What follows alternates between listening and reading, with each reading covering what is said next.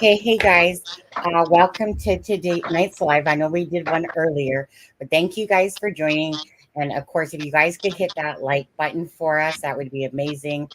Also, hit that share while you're at it. Why not? Tonight we have Aspen Connor, co-host of It's a Crime and Shame. We have criminal profiler Alexa. We have retired police officer CD analysis with a crime, and of course Ivy Rose now. She has a very early flight to catch. It was an unexpected week off that she's going to be having. So I think she might not be making it tonight. But, anyways, so welcome everybody. Hey. Hello. Yeah. Good to see everybody. You guys got to sound as chipper as I do, okay? We will. I know. I almost thought that I had an extra half an hour. I was looking at, I was up with my iPad on the bed, and I had actually Andrea on. But to be honest, no offense, Andrea Burkhart, but you're that guy that was with you too. Like they were irritating the heck right out of me. Totally pro defense stuff over there. Don't get me started with that. I'm sorry. I mean, everybody was saying how good these lawyers were, and they are. Don't get me wrong. I went and I looked at. I was listening to them, but it's disgusting that they're being given seats by the family of Richard Allen. So I think because of that, they feel that they have to be pro Allen, and they're not giving. They're saying that they're reporting the news as it is, but they're not. They're one-sided. So yeah. Lost all respect for all of them. No, sorry, no. I was gonna say, is that the certain podcast, the Defense Diaries? All of them. Laura Lee, Andrea, the Defense Diaries. All of them. They're all defense side there. Yeah, but listen, be fair and partial, and you'll get more views. I mean, it's just if you're just one-sided, it just is what it is. But or don't claim to be one. Let's be honest. That's the reason that I got tagged out of Delphi docs when I said something about a year ago. It just happens. They're very, very pro-defense. Yeah. Hey guys. Way it goes. Yep. So first, I'm going to start with Aspen first because obviously he's in Delphi, and he's been going to the court. He didn't go to the court today, but anyway. So Aspen, thank you, of course, and I know that you've been exhausted, even though you look. Well, let me put it this way: I know you're having a problem with your eye there, but you definitely look a lot better than when you were on that few minutes the other night. Like you were just so, when you get so tired that someone looks like they're drunk almost because they're just in a state of comatose almost, which mind you, I'm not going to lie though, I've been there, where I've been like so super tired that I almost feel like I'm in like drunk and whatever on there. Now, tell us the truth though.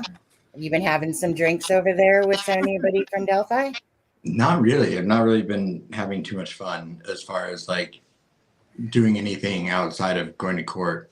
I don't think anyone had anticipated the. I think everyone knew that like the schedule would be kind of grueling. I don't think anyone anticipated having to get there at 2 a.m. or 2:30 a.m. and then standing in line all night. Yeah, I agree. It's ridiculous. Yeah, it really is. It's not. It's just wild. I don't really know what to say. It's wild. When people reminds me of the Johnny Depp trial. I saw that one woman was there 10:30 last night with the sleeping bag. It's crazy. And a lot of times when people say like it's going to make people sick, it's an exaggeration. But no, for real, getting that lack of sleep for that long. 30 degrees that night soon. It's cold. Well, I was thinking like mental health more, but that too. Well, and not only that, the way that they're breaking up the morning and the afternoon session, you have to take all of your things with you. So even if you get there at 10:30 at night, at lunch, you have to take everything with you. And if you want to get in the afternoon session, you can't go eat or anything. You can't leave. You have to immediately get back in line. Really? So you can't eat or sleep for like 3 weeks, basically. And you cannot even have a drink with you? No, you can't drink or eat in the courthouse. So you're not even guaranteed to get back in if you're there for the morning session? No. Nope. That doesn't even make sense. Doesn't even make sense. That's cute. Yeah, well, I was gonna say, and honestly, and you guys, if you guys do hear a little bit of feedback, it is coming out of Aspen's whatever laptop or whatever he has going on there. I can totally hear it, but if it's kind of it's still minor on that. But if it comes and Aspen's not talking, we'll just mute his mic just for that feedback. But while he's talking, we're not going to It's do worth anything. it to hear all the feedback from there. We will suck it up. Yeah. So we Okay, can hear. so tell me, I want to know one thing. Is Marv the first one in line every day? No, she's not. Just because she was like there and her Yeah, and she Reno? was there. She was the first. She and I think Reno were the first ones in line that first evening. But no, she hasn't. She's been near the front the days she's been here. But no, she hasn't been first in line. The person that I think has been first in line almost every morning has pretty much been what's her name? Hidden True Crime. Yeah, Hidden True Crime. Yeah, I think her name is Lauren. Yeah. Yeah, on there. Not gonna lie, we seen you on Grey Hughes the other night. Yeah. Susan she Hendrick kind she kind of surprised. She walked up and she's like, "Hey, do you want to be on Gray for a minute?" And I was like, "Wait, he's live now," and she already had me on the camera. I know. Because when I heard that you were on there, I'm like, no, and I had to go look, and then I'm surprised he didn't go there. I really am. I'm very surprised. yeah, I'm amazed he didn't go there as well. But I would think he would have gone to Delphi, considering it's just been a huge part of his channel. To be honest with you, I don't watch him very often, but I happened to catch him on a night that he was talking about that, and he said something about I want to say that his mom is, getting up there in age and kind of needs somebody around at least, and his wife is a nurse and was working like long hours, and the fact that he wouldn't be, there's a chance he could go spend all that money and all that time and not get a seat, that it just wasn't worth it. Which I know it surprises me, but I also understand at the same time. Yeah. Okay, you could only wait outside all night long for so long. You can't over. Yeah. Not healthy. I mean, you'll go into a psychosis. You're not sleeping. You're standing up, waiting to go in. I won't get into it, but it really does feel like sometimes that they just don't. I don't know. I'll keep my conspiracy theories to myself. There is one question I want to ask, and Adam, you don't have to touch on it too much, but you made a comment the other night, and you said something about the selfishness of people, or the self-serving purposes of people. So kind of what's been going on somewhat, without saying names or nothing like that, just the gist of it, because there have been a lot of stepping on people's backs basically. And the first couple of days I noticed it more so, where there'd be altercations in line over places, people kind of, I don't know, just exhibiting character that I didn't think was the best example. But maybe I'm either becoming numb to it, or it's gotten a little bit better the last day or two. But right. I mean, this trial still has several more days left, and I think that it's hard to sustain anything for that long. It is. And how do you guys feel about people like holding places for other people? Well, that's what I was just going to ask. Yeah. I would be pissed off. I'd be like, "Hey, I've been here the whole time." Right. And I think that's the general consensus of people, is that I think there's a difference between, because there are some people that have line sitters that go in and they sit for them, but then when the person who's going into court gets there, the person that was in line leaves, so they're not actually taking an extra seat up. Yeah, no, I know that, but it's still. But now, if someone were to people are being very diligent about making sure people aren't cutting in line. Right. Yeah, and it's happened several times already, but I don't think I'd have a problem with line sitters as long as there wasn't one person sitting there and then letting 4 people in, and they're Well, yeah, and spot. that's where the Well, problem. That's when the problem, yeah. becomes. Because Yeah. it's just Adam, really, I'll I send don't you a know. little check, to do the line Yeah. for me. Sonny F is live on X too. Who's live on X? We are. Yeah, I know we are. Are we live Yeah. streaming to your channel as well? Yeah, it's live and it's live right to my X account, which is pretty cool. Oh yeah, now I see it. There's 34 watching. It's growing as it's going. Yeah. Wow. And you guys, for anyone that wants to support Aspen Connor, to help him out with some food, a lunch, just something for, exactly what it is, right? Spending all those times, like just sitting Spending a there. month of his life in Delphi is what he's doing. Hey, Eh? I've already been here for 12 days. Yeah, Wow. it's unbelievable. I give you credit, buddy. Give you credit. I 12 know days already. Wow. gotta just make sure you take some rest when you need it. Yeah, I was gonna say take gaming and sleuthing. Well, like I said, talk to gaming and sleuthing there because that's a nice offer, just to help you out. Have you seen Tom too much there, buddy? Yeah, Besides the first I've seen Tom quite a bit actually. Yeah. Which is nice. His Airbnb is actually next door to mine. Oh, And he actually came and checked on me today since I didn't show up to court, and no one had heard from me. oh, He was- really? I wouldn't He know stopped about by to check on me. That's Yeah. nice. It's nice of him though. Yeah, it was. I didn't anticipate having to find like a doctor in, because there's no Delphi. doctors or hospitals in Delphi. So, having to find like a doctor and get a prescription for something today was not on my to-do list. But Oh, do you have like an eye infection? Is that what I heard? Something about an eye? It's You don't been have to going on answer for like that. 3 days now. But I kept Those thinking are it would just go terrible. away, and it was just getting worse. It would be torture to have to try to watch a trial during the daytime with an eye infection. Yeah. Mhm. I have been there. And here's whatever. I'll put up your PayPal as well, since first people that don't have, like in Canada here, we don't have that. But Mr. Oliver says I'll send you some Adam. So yeah, again. It definitely makes taking notes impossible. Yeah, I'm sure. Geez, I know you've been struggling, buddy. You said, with the whole thing. A little bit better from the other day, even though I know you got the eye infection going on, but yeah, knowing it's a lot that to take in, right? I mean, it's a lot. You're seeing, you're hearing gruesome things. You're seeing the family's response to gruesome things. It's not easy. Not easy. It's not meant, There's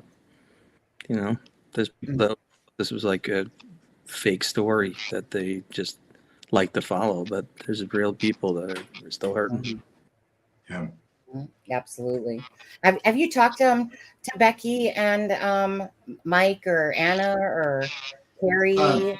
Yeah, I've talked to them quite a bit actually, because I've been I have.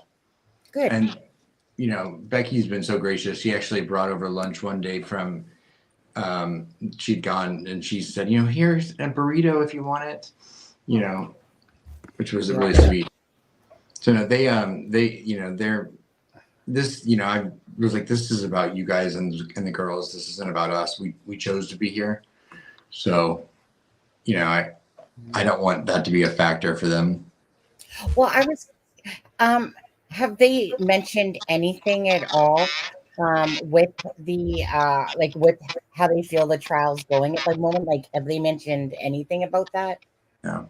Yeah. No. I know. Okay, so in saying that, Adam, Aspen, sorry. So I call him Adam. Okay, Aspen, Adam. So anyway, what do you think how do you think the trial's going so far? And you probably listened to the bullet. Anyway, just give the gist, because from the days that you've been there, what you feel is really some really relevant things of whatever you want to speak about, to be honest with you. I mean, it's hard to tell because you have to put yourself on that jury, and you never really know what other people are thinking. I mean, I've tried to pick up on things that they're focusing on, and kind of the body language that they give off. But it's hard to tell.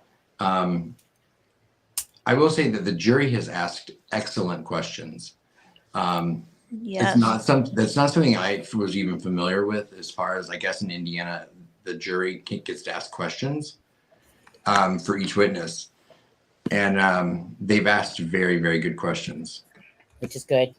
Yeah, but I mean, as far as the overall trial, I would say that I've seen a much stronger showing from the prosecution, but it's also the prosecution's case right now. So we're seeing them present their case, and the defense is doing the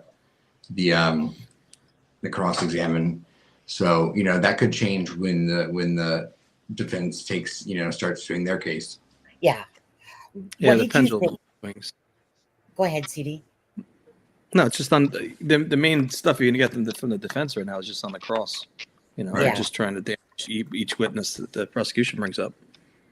I heard that that technically the rules are that you can't bring up anything in your cross that hasn't been said, but that typically to make things go more efficiently, that judges will allow that to kind of do the prosecution will do their questioning, but then they'll also allow some of the defense to do their questioning and back and forth just to save time.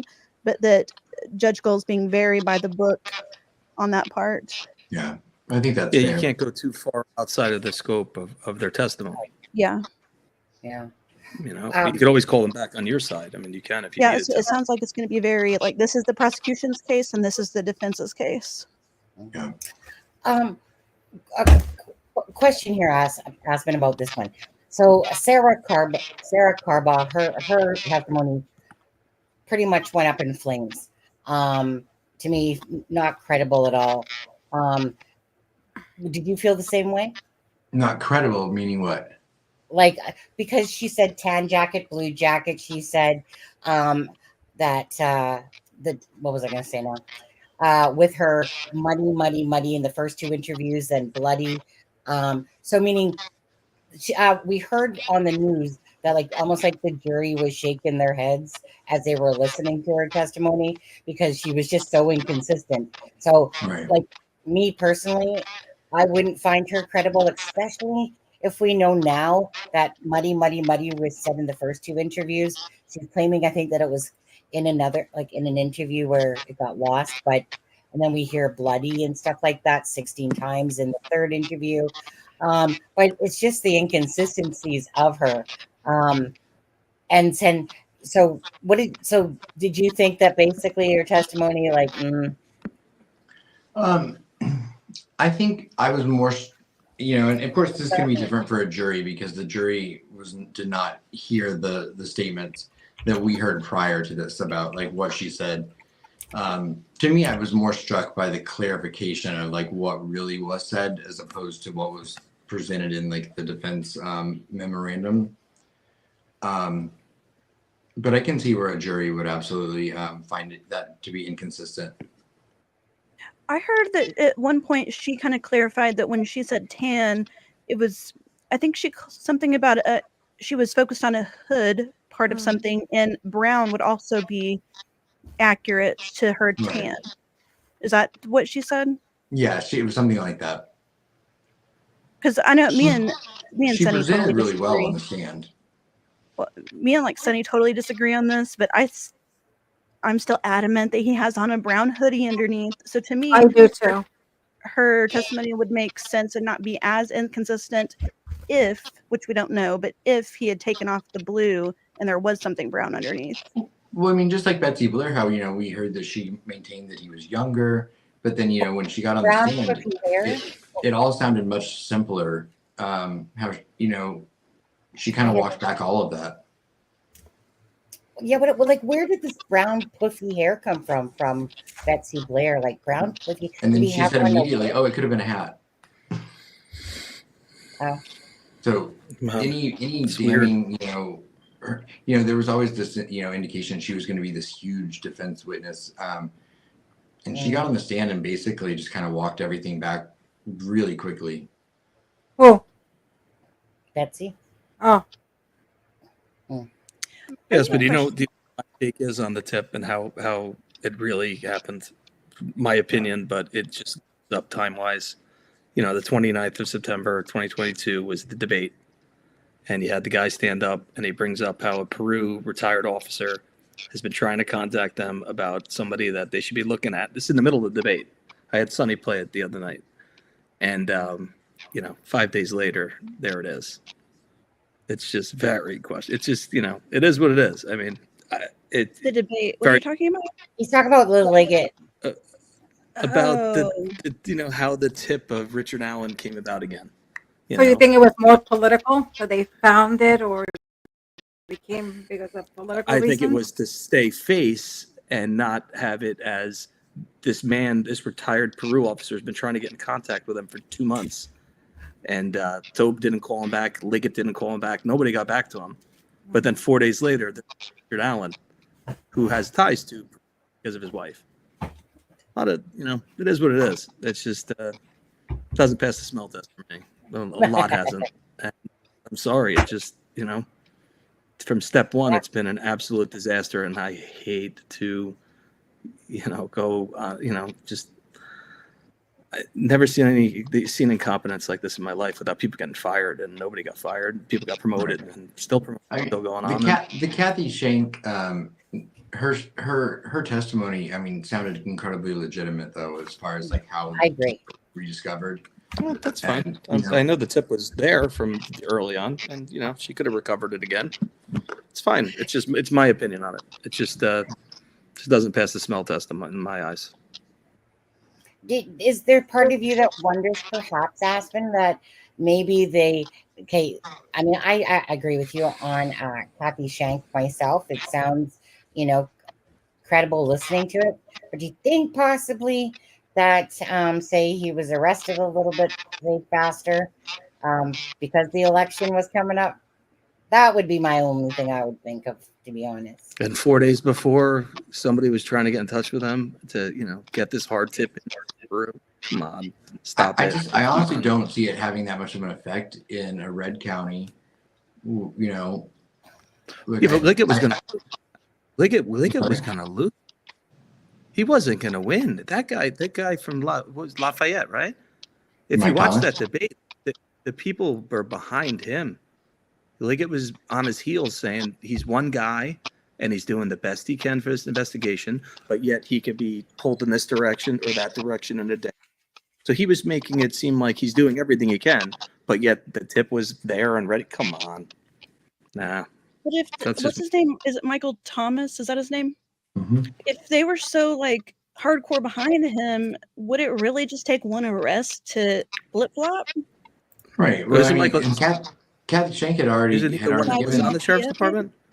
The one who you said was going to win, that guy. No, he was second. That wasn't Thomas. What's his name? Oh, never mind. Maybe I shouldn't talk about things I'm not super familiar with. That's who was running against Liggett.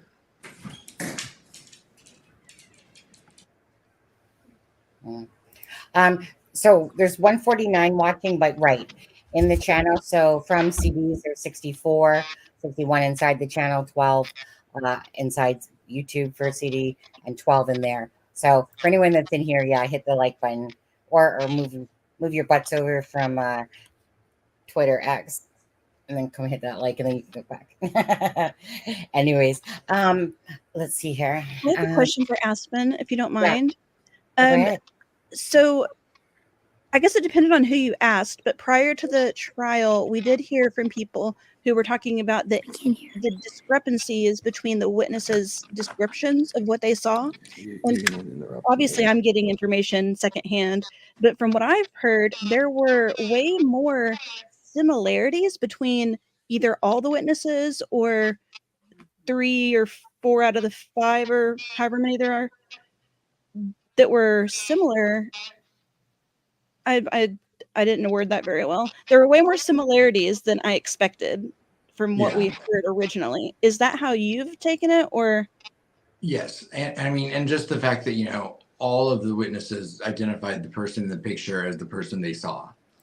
So if you're to believe that that person is Richard Allen, then you can believe that all of the witnesses saw Richard Allen.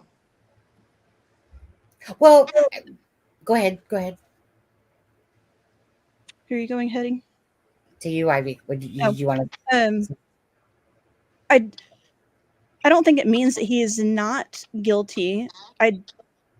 do find it slightly interesting that the consistencies don't really sound like him, but in my opinion, eyewitnesses are typically not great in general, and I don't put very much behind them, but I was just surprised. I think the curly, like a little bit of hair that was slightly curly peeking out, and then besides like Carbaugh, they all kind of went young or boyish, but with his face shaved, like I can kind of see that. Yeah. I don't know, it just surprised me how much was similar between all the witnesses when it seems like we've heard over and over again how different they were. No, I mean, I think that's fair. Well, that's where I want to add that, right? Because that Richard Allen seen 3 girls, and they didn't know he was Richard Allen, and 3 girls seen the bridge guy. You know, so Yeah. And to ask you this, Aspen, and about this part. Okay, so we come to learn that Richard Allen called in his own tip about being at the bridge from like the Mona, whatever, Freedom Bridge to whatever, between 1:30 to 3:30. Then he meets up with Doolin there at the store, and then he says from 1:30 to 3. Now, how Well, this guy? I think he first said 1 to 3, and then he said 1:30 to 3:30. No, well, actually, how it's been played out, that we've heard multiple times. So just going by what's been out there being said, he called in a tip from 1:30 to 3:30. Then when he met with Dan, he said 1:30 to 3. And then, of course, you have the new timeline from the defense of the 12:30 to whatever. But so in saying that, regardless, I guess, give or take that half an hour, 2 times, right? He calls in a tip. He talks to Doolin, either or. That's 2 times. Now, unfortunately, all this isn't recorded. And then come to find out too, Aspen, he said that, like, I don't care, it's over, and he said that twice. What do you think about that part? Excuse me. Yeah, I wasn't there for that testimony yesterday, but having heard it, it'll be interesting to see how that plays with the jury. Yeah. Yeah. I mean, I'm like, for me still, you said that you believe that the confessions are going to start this coming week. Yeah, I believe that they'll be early this week. Because the state really should only have a few more days left of their case. I think a week at the most, right? I think they'll be done Thursday, Friday. Yeah, I think so. So I expect the confessions to kind of cover Monday and Tuesday, or Tuesday and Wednesday maybe. But I expect them to be big days. Have you been surprised that there hasn't been, that we basically knew about all the major pieces of evidence prior to the trial? There hasn't been any like big bombshells? A little bit, I mean, of course, there's still a lot more we don't know. There's still a lot more testimony to come, but there's a lot of things. You don't think we're getting the whodunit, right? Yeah. There's no whodunit here. I mean, there's no the bullet thing today. I'm sorry, it's laughable that you're taking a fired projectile shell casing and then you're matching it up to a unspent cartridge ejected out of the chain. It's crazy. It's crazy. It's crazy. Yeah, I'm going to disagree on that. I think the opposite. How could you're talking about totally different ways of a round being ejected? There's no bang when you rack it and the round comes out. It's not the same force. Come on. It's bananas. It's bananas. No. It is. Oranges. It's bananas. I just can't believe that's where we're at. I really can't. I'm sorry. Well, I'm not placing this big emphasis on that myself. I'm putting partial on it. I think that the key to this case will be in the confessions. Like, meaning if there's anything that's going to be a solid. Aspen, I'm just going to mute you as I'm talking because I know that it's coming through really badly. There we go. So yeah, unfortunately, you guys, there's some that feedback coming from It's Delphi Aspen's feedback. It's all right. yeah. So, You know? but the confessions to me is, I feel like that's going to be like that icing on the cake if it holds the weight of what McClellan is projecting it to be about something, the crime scene. Only the killer will know. So, with that being said, just to go around the block, starting with Aspen, what's your feelings on the confessions and the weight of what McClellan's trying to project about something only the killer would know? So far, I will say that I've not seen the state, or McClellan, if you will, like make any grandiose statements that they have not backed up. I feel like everything that they've said so far that, you know, will come to pass, you know, in the testimony that we're hearing is coming to pass. I can't say the same for the defense. So I don't see why the state would make those claims if they aren't true. They don't really have any advantage to saying that, you know, he made statements only the killer would know, and that he gave a motive, Right. if it isn't true. Right. I'm holding out hope for that it's going to be that strong. What about you, Ivy? Do you think that that's where the, you know, the case will kind of solidify itself pretty much? Yeah, I've kind of, sometimes I get kind of wishy-washy when people, like, I think it's been, I don't know, a month ago when we were on here, and I think it was Aspen who asked me how strong I thought the bullet evidence was. And it's like, if you think about it one way, I have this opinion. If you think about it the other way, I have this opinion. But the thing I tend to go back to is the most important pieces of evidence will likely be the timeline and the confessions. And I don't think the bullet probably matters that much. I'm skeptical. I'm not going to call it junk science. I don't think there's enough science to tell either way. And I don't feel comfortable convicting somebody like that. But the confessions, if there are as many as they say, and if they actually do include details that only the killer would know, and that was given prior to him having any knowledge of those details given to him, then I don't know how you could get a hung jury. I mean, that's like, what do you do? And CD confessions. It just really depends. You know, it depends.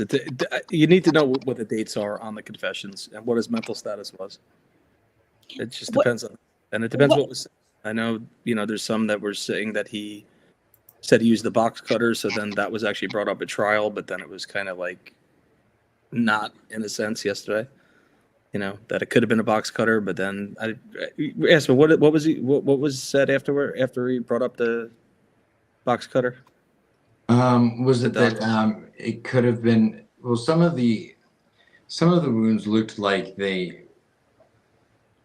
thought more of a serrated, and some of them thought it was like a non-serrated. But the wound to Abby, the one shot to the neck, that would not be a box cutter.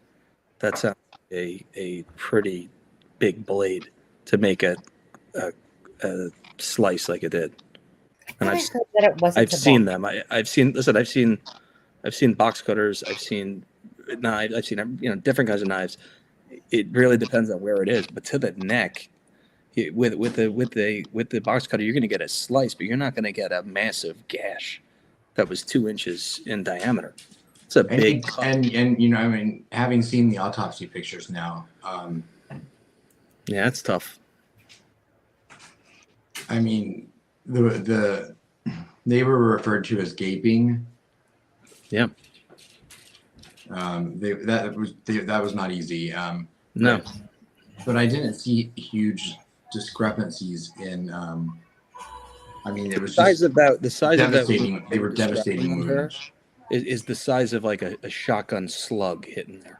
That's how open. Didn't he say though that because she was in rigor or afterwards, because the muscles contract, that it pulls it open and it makes the wound look bigger than it initially was? Could be. It could be, but I think that's what I heard. that's you're getting too. blunt. You're getting a blunt force coming down in that one area. That's not like slicing across. I can't remember the The details. thing is, he went in. What happened is he went in and he went like this. So he pulls and goes back in. Are we talking about Abby or Libby? Again, obviously I'm sure, CD, you've seen it. Again, hedonistic, hedonistic killers.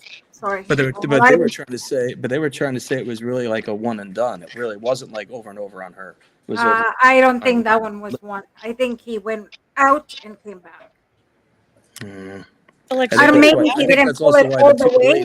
It looks like he pulled it back and retracted and went back again. Yeah, but I just don't see a box cutter doing that. Well, I thought somebody said yesterday. Think of how box cutter they're like kind of like a scalpel. Don't forget that there's types of box cutters. Yeah, no, I totally get it. So you have a nice collection of 30 knives, and you're going to pull out a box cutter? I mean, but he had box cutters as well.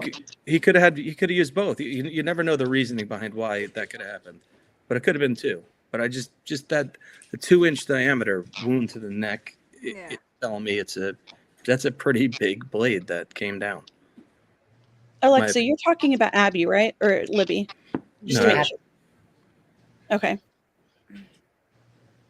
Mm-hmm. Libby was the one that had done multiple. Right? Yeah. Mm-hmm. Okay, so Alexa, your turn to answer that question about confessions. Do you think that those if it holds the weight? Oh yeah, 100%. I mean, they're saying it. They're telling you, and that's the reason that most of the time you never give out all the details about a crime scene, because the day that the person is caught, you want to save those for only that specific person. And that's when the false confessions, when people do file, like John Benet has been so many false confessions. And then they had asked questions that they don't know how to answer because they've never been inside that house. So I believe that if they're saying, and I think we're going to see and hear things that only he knew. That's what I feel. I mean, I'm hoping, honestly, they don't got shit all for DNA and anything like that, and no vehicle stuff, nothing from his home. Adam, I mean, I don't think we felt like it because it wasn't brought up in the statement either. But I mean, I was kind of hoping that we would get that juice at the the underwear and husband. Are you leaving now? Okay, gotta give my husband a kiss. 1 second. But for that one, the underwear and socks, Aspen, they said that they weren't found at the home. So I was kind of hoping that they would be. Anyways, I'm just gonna give my husband a kiss. 1 sec. Yeah, I was hoping that as well. Tomorrow, I believe, will be the DNA expert. And so far, there has been no testimony. Like, we know that Richard Allen's DNA wasn't found, but besides the hair, there has been no testimony that there was an unknown DNA found, right? No, there's not. So like I said, tomorrow, is there not, or have they not said? There's been no mention of unknown male DNA so far. Yeah. So far, but like I said, tomorrow is the DNA expert, so hopefully there'll be some clarity on that.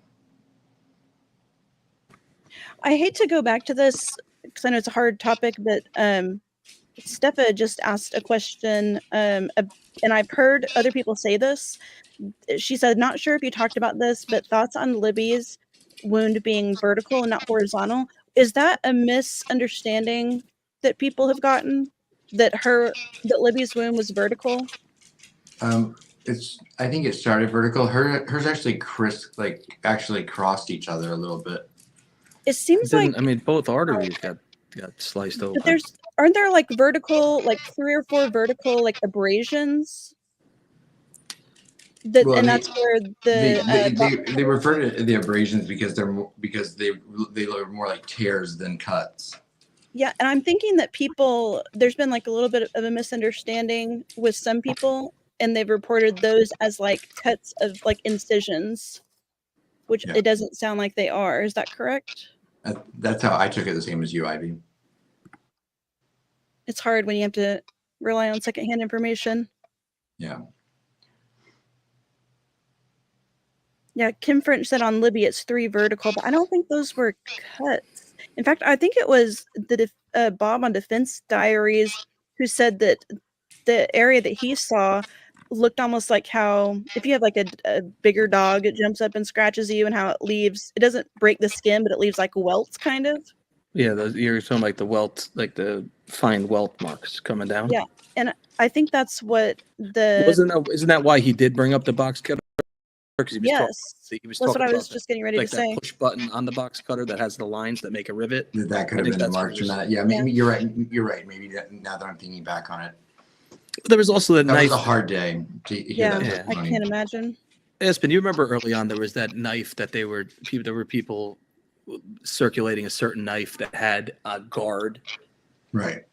And that could be it too. It's just it's unknown. They don't have the murder weapon. It's That's true. He really couldn't give a definitive. He brought up the box cutter, but I don't think that's going to land. I really don't. And that could have been strategic. You just don't know. It's both sides are playing their case to win. That's just and their witnesses are their witnesses. So that box cutter, he did bring it up. He did get it in there. But I don't really know if it's going to land and stick. And I know that comes down to a confession because there was a mention of a box cutter. But he also said that he shot them both. Yeah. I'm thinking, at the end, because sometimes when they get to that point, this stage in their mind, I'm thinking that I was thinking, but I don't know if she had any bruises in the back. Could have been that maybe he used the gun and he hit them, like maybe he hit in the back, and that's how it landed on the floor, and that's why maybe he thought that he shot them. Well, it wouldn't even if he used it and struck with the butt of the gun, it's not going to release a round, unless he pulled the trigger and had a malfunction. No, but I'm saying just to hit her, and that's that force, he had already cut and it fell, and that's why it can't come out. The chamber's closed. You got either it has to. He probably did it before. It's a tough one. It is. Libby's the one that had the swelling of the brain. Wonder what that was from. Probably some kind of strike to the head. Yeah. Right. I think it was lack of oxygen. That's what I thought it was. You thought it was that lack of oxygen? I think that's what they said. Is that why they said it was caused? I don't know if they knew for sure, but I think that's what they alluded to. But my aunt is a pathologist. And I was asking her. They said that it could be, but they said that it depends on the swelling. Usually it's from a blunt force, from a trauma, from hitting in the head or something. But I don't think she had any adhesions or anything. So, what about? This is something that bugs me a lot, and I'm pretty sure, CD, you have seen this many times. Is I don't understand how can they not have a time of death? I know. I've never seen a case. Especially with eating pancakes, right, in the morning. I can't believe their stomach contents weren't talked about. Did they do? I'm sure they did toxicology, and I'm sure they did stomach content, and they've not mentioned any of it. What? They've not mentioned any of that. Wow, so I guess they didn't do it. Well, they basically have said there's no time of death. It's either they didn't do it or somebody didn't do it right because there's because that's the first, and again, my aunt is a forensic, and they said that usually by the contents of the stomach, the processing juices, the rigor mortis and everything, they can tell the time of death. Right. They mentioned some of those things about how they could tell it, had been, probably 8 to 12 hours or something like that. Mm-hmm. But or at least an indication. Yeah, they've not given a time of death.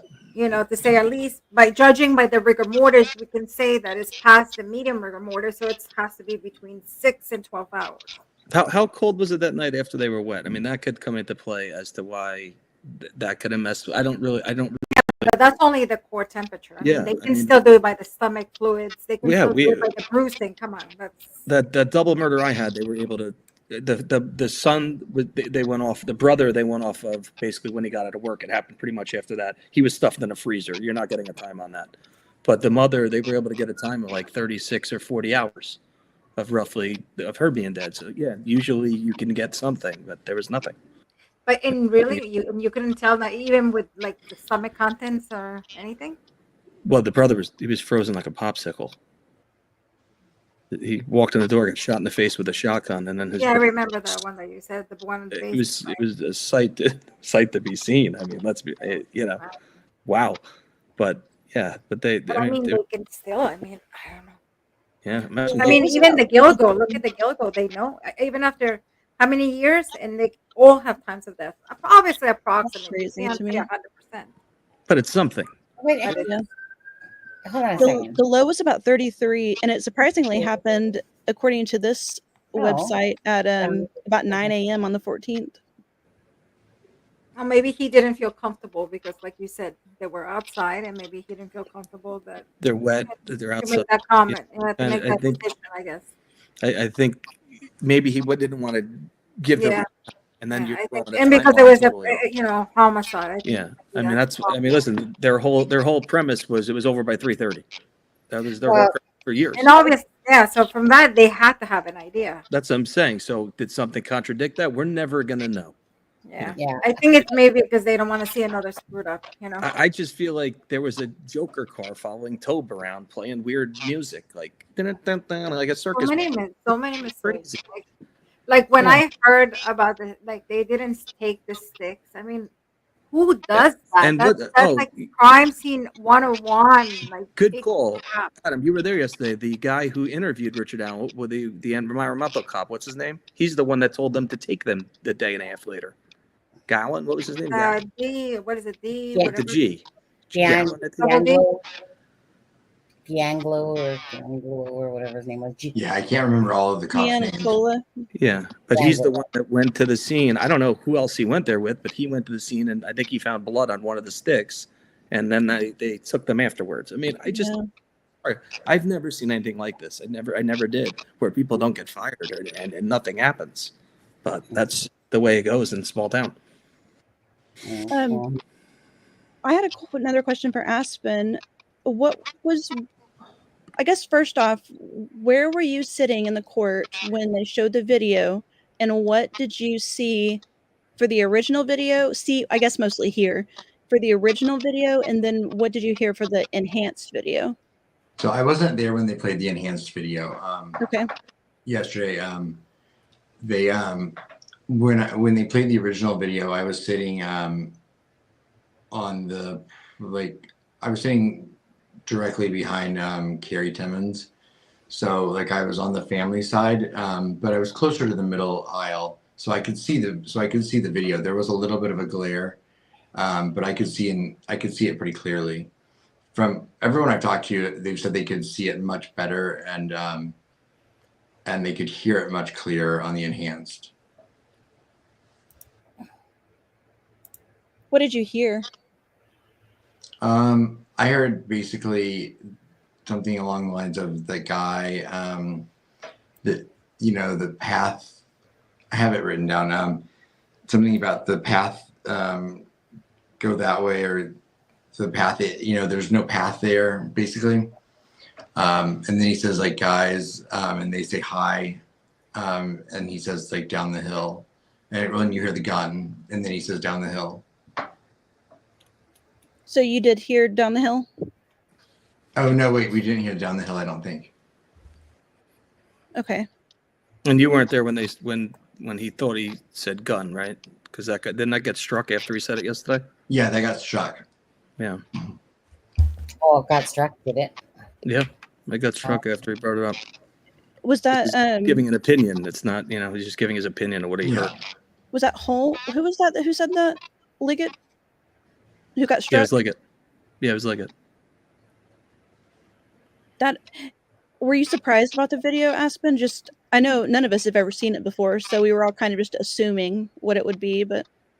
Yeah, I mean, I was. It was there's so much in it, in such a short amount of time, we still didn't see the the portion, the 1 point however many seconds that we had already seen. We're not in it. And it's kind of twirling, it's upside, it's right side up, then it's upside down, then it's so the video's like flipping kind of, and then you see like the dirt, and you see shoes, and then you see our feet, and then you see Abby, and then then all of a sudden bridge guy's behind her. It was a lot to take in like that in that brief. Did you just say that they didn't show the entire video, or did I misunderstand that? They did not show 43 seconds of video. Yeah. But he also wasn't there for the enhanced video. Yeah.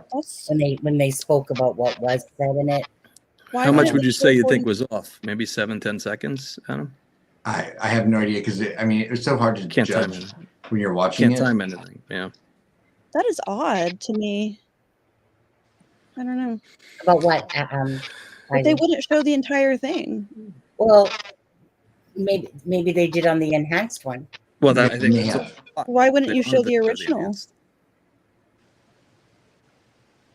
I thought they said that they played the enhanced one twice in full. Isn't that true? No. From what, correct me if I'm wrong, guys, but they played the video the one day, like the original, and then they played the enhanced video yesterday. I think it was twice the yesterday they played it in full. Yeah, twice. One before lunch and one after. Yeah, that was it. And they may have played it a second time, but I can't remember. I think the second time they played it for Liggett, for him to give his opinion on it. Maybe that's what it was. But it's still weird to me that they didn't play the entire original one. Like if they did, I did not see I did not see the like image that we saw in the original clip. That's what anybody that saw that said. Yeah. Same thing you're saying. I heard people claim that it was the entire video. People said, it didn't seem like it was 43 seconds, but the conclusion they came to was that it was the entire video. So maybe they were just assuming. Maybe the rest. Maybe the video is, maybe it's 43 seconds, but maybe there's nothing on the video for some of it. If I'm not mistaken, the one is 43.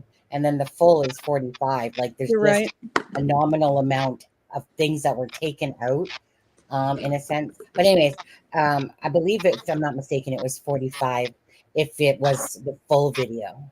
Yeah, the enhanced version was 45 and the original was 43. Yeah. Mm-hmm. Yeah. Interesting. We'd all have our facts if we were all watching the stream, the murder case live. Then all of us would have input, but when we're not there, we're just hearing it off of the news or off of the people that were in there as best as they can relay it back to us and stuff like that. So I'll let somebody else talk after this, but I have one more question for Aspen about the video. The part that you did see, did you get what was the vibe you got from the girls? Were they worried yet, or were they still just playing around? They were worried. Okay. I've heard differing opinions on that. Yeah, so kind of like the Down the Hill podcast said. In my opinion, they were worried. Do you think that Libby purposefully filmed him, or do you think the camera just happened to be on? I do. Okay. Because of how she was shaky and everything. Libby, if that was Libby just normally, that video would not have been shaky. But obviously, she was obviously worried, and she was trying to film the person. You know how you're trying to film someone, but you're trying not to let them see that you're filming them by the same token. And so, so obviously if she's doing this and is going down to the ground and that, it's kind of like trying to capture the person, but yet not letting them see that you're doing it because they have no idea. Yeah, but supposedly he wasn't close to what, the image that they shared. He looked much closer than I thought he looked much closer in the video than other people have let on. Really? Could you make him out in the background or no? Mm-hmm. You could, but how, would you say he was halfway down the bridge? I'm sorry? He was about halfway down the bridge from them? I thought he looked closer than that. Closer really? Because most people I heard, they said that you could barely see him. Like he was all the way in the back. Were they having a farther sit place in the I don't know. That's what I heard. It is wild how you get a lot of, you just get a lot of different. Yeah, and I was like, and I think where people were sitting in the courtroom can, because even where I was sitting, maybe the glare that I had on, maybe that affected how close it looked like he was. No. It's just more evidence that because all you guys are like, you're trying to see and get any details you can. Sorry about the dog. Well, even some of the family members, when they played the video the first time, even some of the family members moved over and sat together in seats so they could see it. Okay. Like, I know that Carrie had never seen it. Yeah, I heard about her. It's sad. Carrie had never seen what? The Bridge Guy video. Right. Okay. There's certain ones that didn't. Not even on TV? No, she'd never seen like. Oh, the original. Oh, yeah. Oh, I was like, wow. I hope she's hanging on. That's I feel bad for her. Yeah. For all of them. Yeah, for all of them. Especially for her. Yeah, I mean, for all of them. Yeah. It's just brutal. It's a brutal, grueling process, and you're sitting through every day, and got to look across at him. Well, see, Stefa said the same thing that I said. I remember hearing two people that were in court. They said that in the video, they could barely see him. I've heard people say that. Yeah. I thought I could see him closer. Yeah. So it's very interesting. Did you only see him for like a flash, like a second? It's quick. I wonder if there was, there's so much going on that they weren't looking in that spot on the screen when he popped up, so they didn't catch it. Maybe.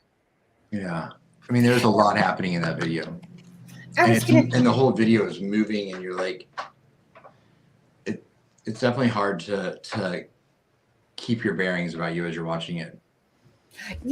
My question to you, Aspen, and whoever else wants to answer, and then after we do that, I want to play this video because Ben specifically asked me to play it for Alexa to listen to, and we'll just do the feedback. But so Betsy Blair sees him 50 feet from the first rung of the bridge, and then she starts walking back, and then she sees Abby and Libby.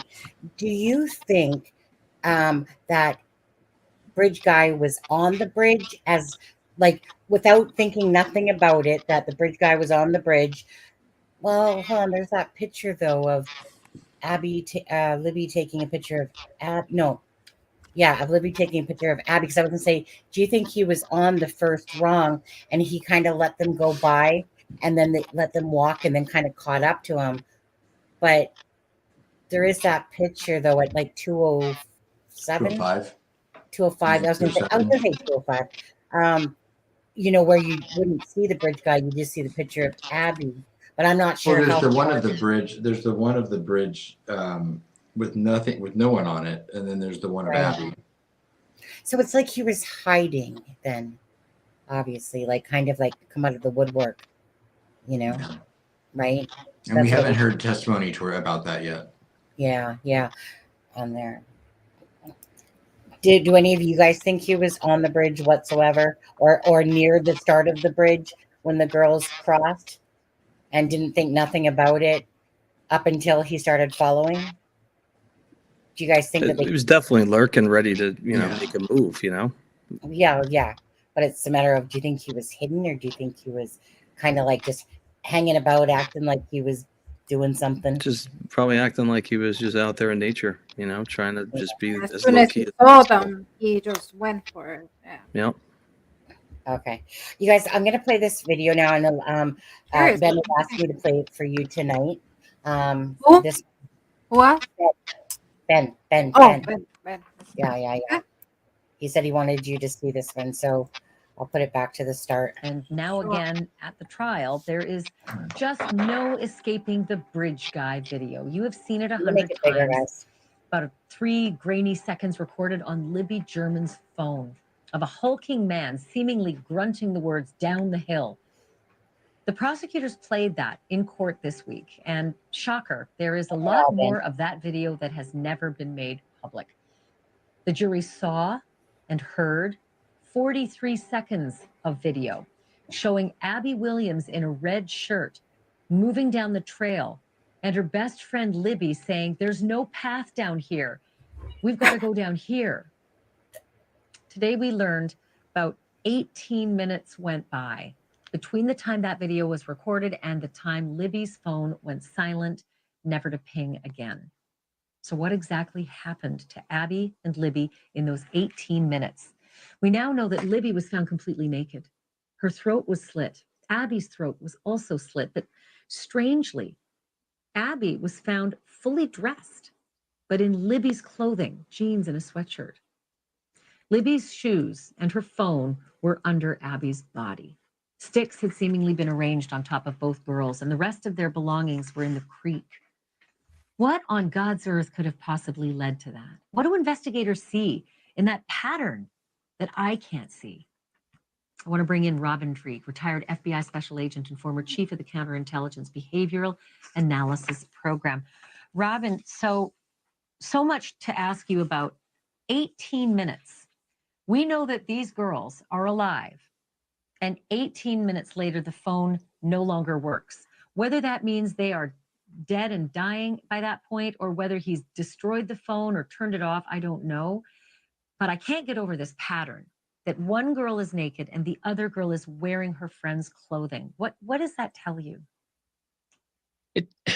Boy, this case is a case of every day we learn something that we don't know, and it still resonates. I mean, I've been covering this one a long time as well, Ashley. And this case is just full of unknowns, and it's not fitting a pattern.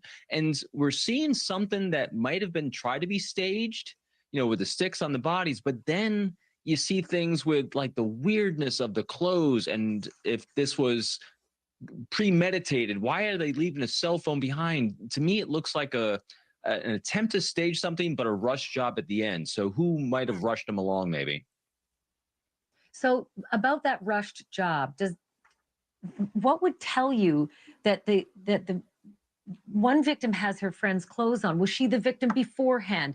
Did he feel bad? It was cold out. You can get dressed in her clothes, then I'm going to, do something to this other victim. At this point, I'm also very confused that there's no sexual assault charge or testimony. Mm-hmm. We're still early, but one victim is completely naked, and I just can't understand how it can't be sexual assault. I can't understand that either, because motivations for murder are generally sex, money, and revenge. And none of those things are here, as that from what we've seen so far. Also, murders by strangers are under 10% for one homicide. Double homicides, there's not even stats on that. So it's extremely unusual. And why leave evidence behind, like cell phones, and then throw others in the river? So you're trying to get rid of some, but not others. It's a complete mystery to me. The thing that's really striking me, though, is I still don't understand a motive, because I'm not seeing anything. So again, without a sex assault charge or testimony, and again, it's still early in the trial, maybe that's coming. Another very weird piece of, I almost feel like it's got to be a Clarice Starling investigation. Yeah. Abby has Libby's shoes and phone underneath her body. Libby is naked. Both of them, again, their throats are slit. But there's Abby wearing all of Libby's clothes, and Libby's shoes and phone are beneath her. Does that help you with any clue? The only thing, I haven't seen anything quite like this. Even serial killers stage things with very, very definite purpose for remembering, for their own fantasies. And this just isn't striking any of those things quite the same to me. The only thing I can think of is maybe the murderer was staging things there to make sure that they got them so they knew where they were, because they're in the middle of the woods, to do something later with them, and then just got rushed off. But yeah, the flipping of the clothes, I'm just not getting that one at all, because for an individual to actually place those clothes on someone, it's really rough. How do you do that? So that he'd have to have them do that. But then there's dirt on the bottom of the feet that the coroner found, the autopsy showed after the shoes were taken off. So they walk around barefoot. It just, it's all over the place, isn't it? Thanks for watching. 1 second there. Okay. It just keeps dawning on me about that.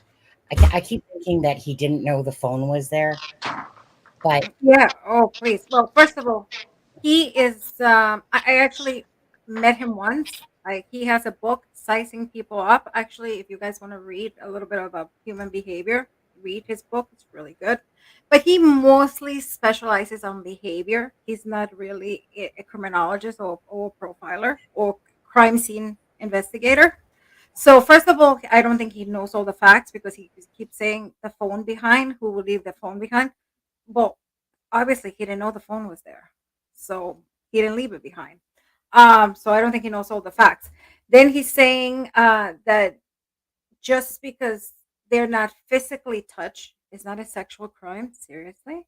That's the first thing you learn in the FBI. That's like FBI 101. Sexual crimes, and you can Google it. That's not my definition. Sexual crimes, you don't need to have I don't know if I can say the word intercourse. I mean, you guys can Google it because I don't want to get Sunny in trouble. But if you Google, just go and Google, sexual crime can be committed without any physical sexual penetration, or they can involve kissing, exposing when yourself, exposing or making people watch explicit material. So for him to say, and I'm sorry to disagree with him a little bit, that is, just because there's no evidence of anything, it's not a sexual crime. I'll be back in a minute. I got to go get my packages. Be right back. Sure. That, I mean, in my opinion, that is not true. And I think that's the one of the things that when you see, so a lot of, you see, what you have to understand with a lot of those people, or the bigger profilers, or the big people that go on TV, sometimes, I don't know if you notice, they don't want to give their opinion because they don't want to be wrong. In case it turns around and this happens, they don't want to be wrong. And a lot of them do that they just very basic, because he honestly, did he answer any questions? He didn't answer anything. I'm more confused than when he started speaking. That's my personal thing. But I honestly think that when you see a crime and you see the scene and you see obviously somebody naked, just by that, you start seeing that it's a sexual crime. And we were talking hedonistic killers usually kill this type. They fantasize. They fantasize and they bring it into thing. And they usually don't like killing by gun. They prefer killing by knife, because it's personal, because this is a fantasy that they created in the heads. And you can Google it, hedonistic killers. And you guys go Google it and you will see. And you guys will see, like, go Google it and you will see that it's, in my opinion, it matches the MO that I think our Richard Allen has, in my personal opinion. But that's my opinion, obviously. I have another question for Aspen based on that. From everything you've heard and seen, what's your opinion on the state's theory that he took them not under the bridge, but like on the side they were on, and then got interrupted, and that's when they went across? That makes perfect sense to me. I've always thought that for them to cross the creek, that something had to have happened at the bottom of the hill or under the bridge. And I know a lot of people disagree with me, but I mean, I think that if this was an alleged going to be an essay, I don't see any reason why he wouldn't have just taken them under the bridge, because there's zero reason to park where he did, especially if you're planning on leaving from the cemetery. You said people wouldn't agree with you about which part? I mean, I know some people would disagree with me about the getting interrupted part, making logical sense. So, like, when I originally heard that theory, I was thinking Brad Weber, but that doesn't really make sense. So it very likely could have been Brad Weber. At 3:30 though?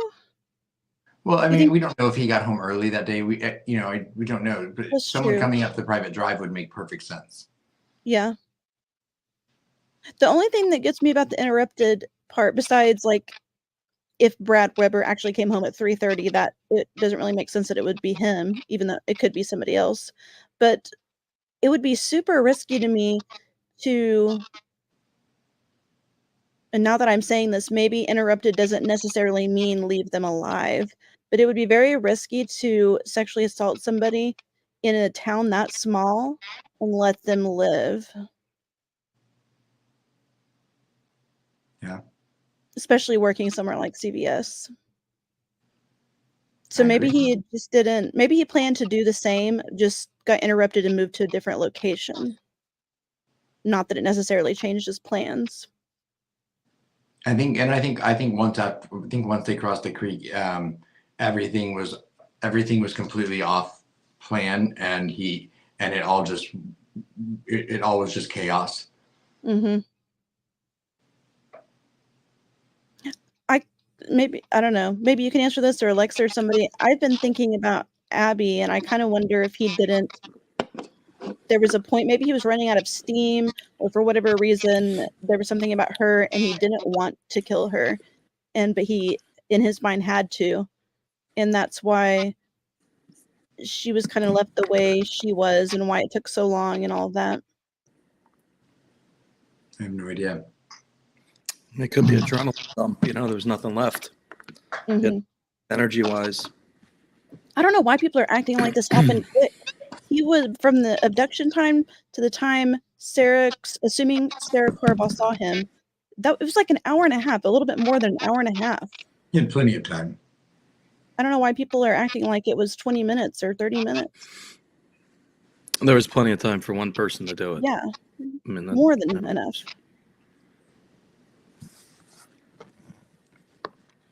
Especially with their injuries. It was like he, wanted to end it quick, leave no, witness. The biggest thing I disagree with the state about are the sticks, and I don't think it matters well, I don't know. I was going to say I don't think it necessarily matters for the case, like to get a conviction, but maybe it does. I just don't think that they were used to conceal. I don't think they were Odinist or anything like that, but I think they meant something to him. What that is, we'll probably never know. Oh, you know about the sticks? Yeah. I don't think they were concealing, though. No, yeah, I mean, that doesn't. See what he says about that in his confessions. Oh, yeah. Hopefully.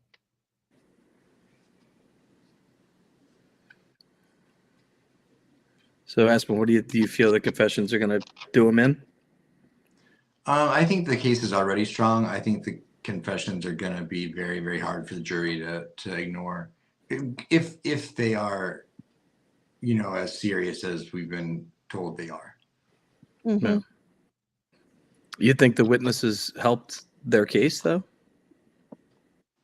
I think the witnesses helped the state's case. I'm talking about the witnesses on the trails. It helped. Yeah. What piece? Like what part? Well, I mean, I think that because we've been led to believe that they were all so different, and it didn't really come off that way when in the testimony, and there wasn't even that much argument about it. I felt like from the defense.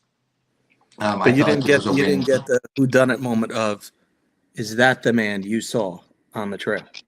To one of them, none of them. Yeah, they did not take that. They did not go that route.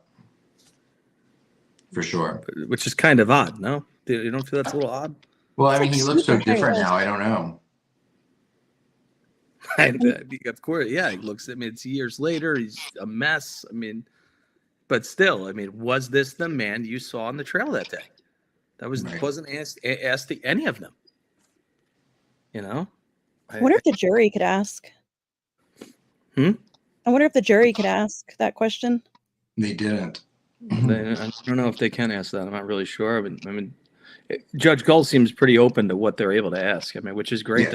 Questions. That's a good thing. And I've been very impressed with the jury's questions. So yes, the jury seems very engaged. The jury seems like they're taking all of this information in. So they're very, I've been impressed with the jury, definitely. From what I've heard, I love the jury, and I'm pretty sure that I will be very confident in whatever they choose to decide. Well, listen, at the end of the day, that's all this is going to come down to is exactly. It's everybody else's opinion. Doesn't matter what side you feel. If you're still in the middle, if you're leaning one way, it comes down to that jury, and that's it. And I know one juror was released today, an alternate, right? It's supposed to be for personal issues or something going on in their personal life. Yeah, an alternate. So now they're down to 15, 12 with 3 alternates. Was it a female or a male? I didn't hear it. I'm sure they probably have said if it was I mean, not by name, but they'll probably say if it was a male, female. But they did lose one today. They didn't come back from lunch, supposedly. They were gone. Yeah, because they had 2 males and 2 females as alternates. I'll know in the morning. Yeah. What is Pretty much. what was happening? What's going on tomorrow again? The DNA, you said? I believe it's going to be the DNA expert. Mm-hmm. How much long? So hold on a second. So Kagan Klein and that are going to be brought up by the defense. Yeah, they're going to be called by the defense. Yeah. And Chadwell, like I thought Well, I for mean, sure they're on the list. It doesn't necessarily mean they'll be called. Yeah, True, yeah, right. they're on the list. Yeah. So what's the DNA going to be about? What DNA is there? The hair? DNA. I mean, I don't know. I'm not sure. And it's the state, and it's the state calling them. So, well, you know, if the state has it, it's going to be like, yeah, no DNA, no DNA, no DNA, no DNA, no DNA. There's got to be some other DNA besides the hair, just based on like what we heard. Well, what if they found DNA in his car? I've kind of said. I thought Liggett said yesterday that nothing from the search house has any DNA. Yeah. That was supposedly what he said yesterday. He said not that he knows of or something like that. Yeah, there was no DNA, the jacket, nothing. Because 6 months ago, I would have bet you money that they found DNA in that car. I thought for sure that would be it. Search warrant. There was a big hoorah that they had what they needed, and I think that was the jacket, and that came up with nothing. I don't even think that's the same jacket. It's just crazy to me that you could do that and get in the car and not leave something. Yeah. Same 5.5 thing. years later, though. It's kind of the same thing in Idaho, you know, with Koberger. There wasn't any DNA, I don't believe, in his car. He cleaned it, right? You know how hard it is. I mean, murdering 4 people with a knife, and you don't have any blood in your car, not a droplet, nothing. Especially in an Idaho situation, you don't cut yourself. Yeah, that's crazy. Same thing here, though. I mean, who the I don't know what you call it, handkerchief, bandana, something or other, who that belonged to? I mean, that white bandana. Remember that Doug Rice guy, that sketch he had a guy in a white bandana. This one was green, I want to say. His was? I might be wrong about that. I just remember there was a bandana on the face. Yeah, what about that one? What do you think, you guys? About the whole bandana, considering BG, you know, obviously has something up here, which is white in color. And it does make you wonder if there was just no DNA that can be found off of it. Even so, let's just say it had something to do with the BG, but it had literally nothing, because we don't see Abby with a bandana in the picture. So we don't know where it's from, if it's from one of the girls or not. But I mean, it just kind of coincides with the mask or covering on his face. But they have it depicted in the picture as black, like in the sketch, not white. And you think that would be a bigger deal that they would. But I mean, can I say something? I mean, do you think there was no DNA, or you think that they didn't collect it properly? Because I mean, yeah, this case. I mean, the sticks maybe could have had, maybe the sticks, but I'm sure the bandana could have had. But I mean, I bet you they didn't do it. Yeah. Aspen, did you see the picture of the selfie Libby took in the car on the way? I did not see it. I've never seen it either. I don't know if it's public, but I'd wonder if she has a bandana on in that picture. I don't know. I need to respond to a message I just got, so I'll be back in just a few minutes. Okay. Okay.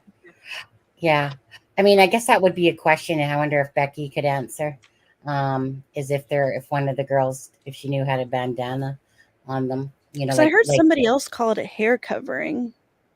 Hair covering. Yeah, I can't remember who it was though. Like kind of like if you were to use a bandana, like say you have your hair in a ponytail and were to do that. Oh, yeah. Yeah, no, that would be the first time I've heard. Like, I wonder, have we ever seen any pictures of Libby, like with her hair like that? No, ever? Not that I've seen. No. Yeah, I don't know. What I'm gonna do is I want to play. Like, this is from WHTR tonight. They usually do a 30-minute recap of the day and whatever. I thought I'd just play some of it, stop it, and then, if there's something that like we'll talk about, we'll just stop it on there. And let me see. I think it's this one here. Yeah.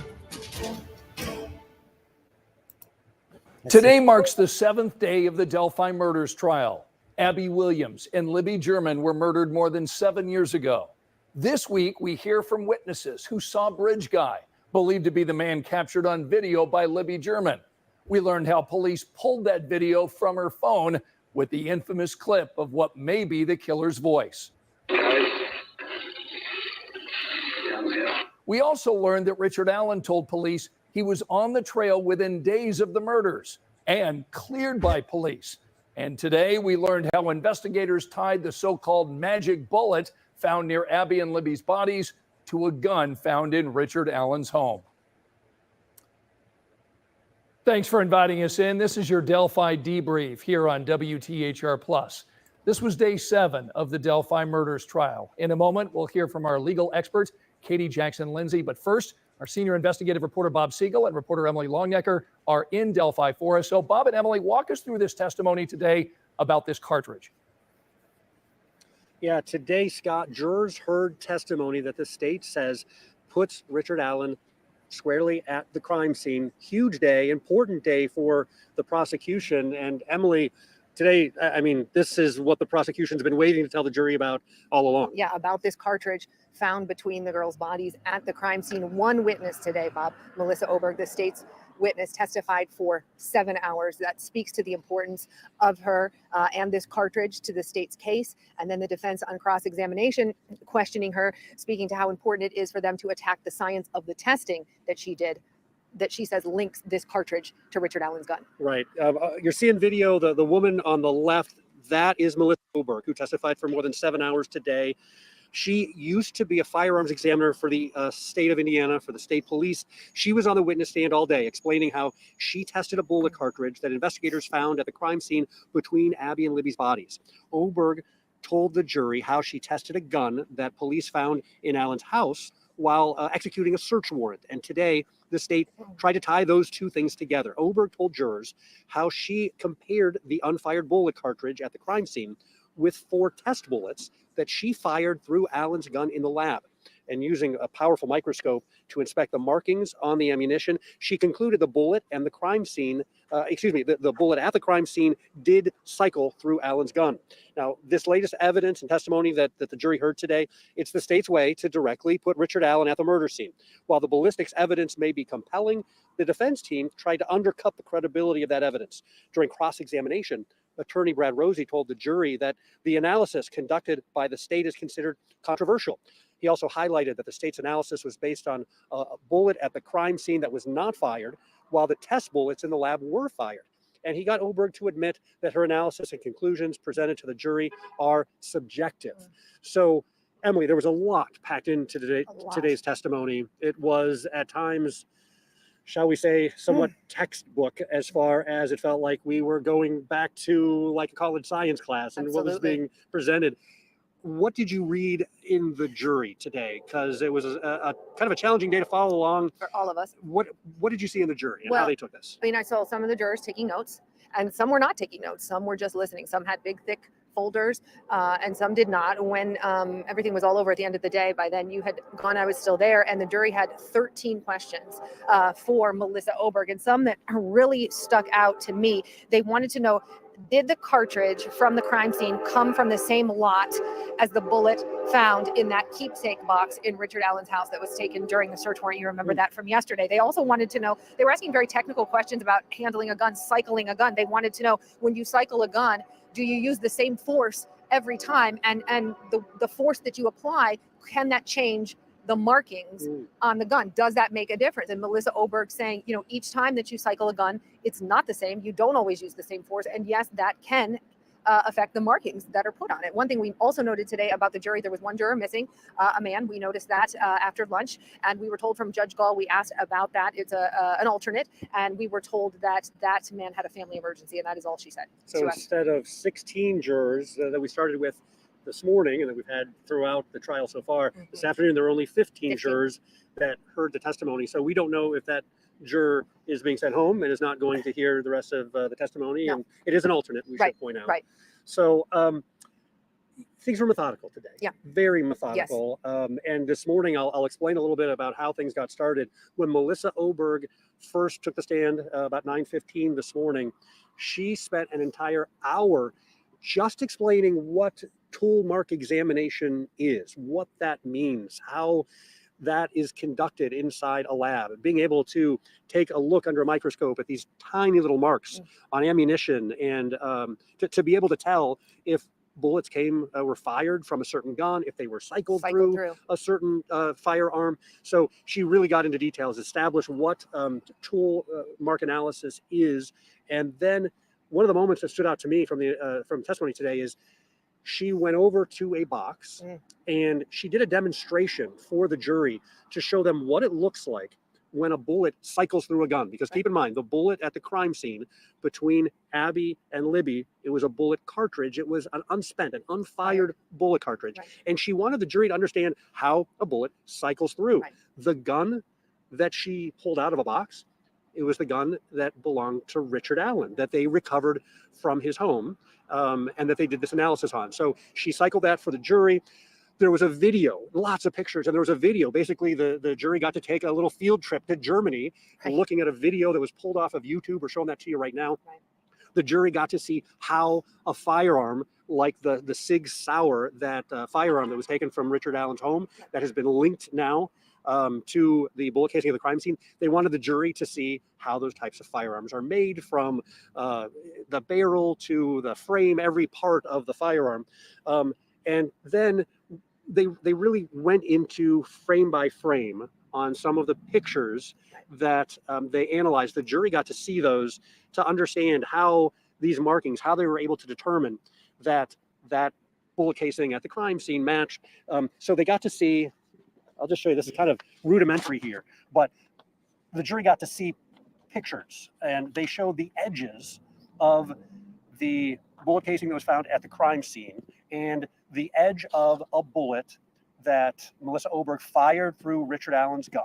And she showed the jury that the images that they saw, they would take the two images from those two things, and you could see that these little markings on here, from one, they would put them together and they would show how they seemed to really pretty much match up. And that is how she explained to the jury that her conclusion was that they actually, one was the same as the other, or that I should say that firearm that Richard Allen had in his home is the one that cycled the bullet at the crime scene. So I thought that was interesting testimony today.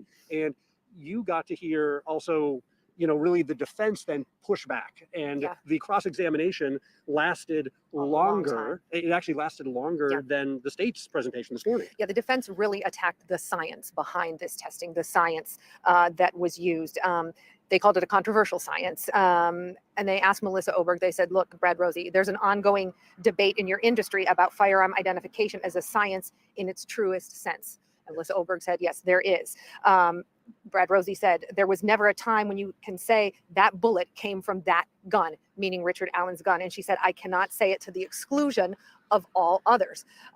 They continue to push back. She also said, I can say there is sufficient agreement in the identification process. In other words, sufficient agreement. And Brad Rosie really went off after that term sufficient. And she said, look, in firearms identification, we use sufficient different than regular folks use sufficient. Sufficient in our world means enough. That is not the same as how a firearms identification expert uses it. And Brad Rosie was basically pointing out, hey, the people on the jury, the people sitting here in the courtroom, when we hear sufficient, that just means good enough, right? And she said, no, that's not what it means in her industry. I think the biggest point, though, the defense tried to make is they said, look, when you tested Richard Allen's gun, you cycled a bullet through, you cycled a cartridge through 6 times, and then you fired a bullet out of it 4 times.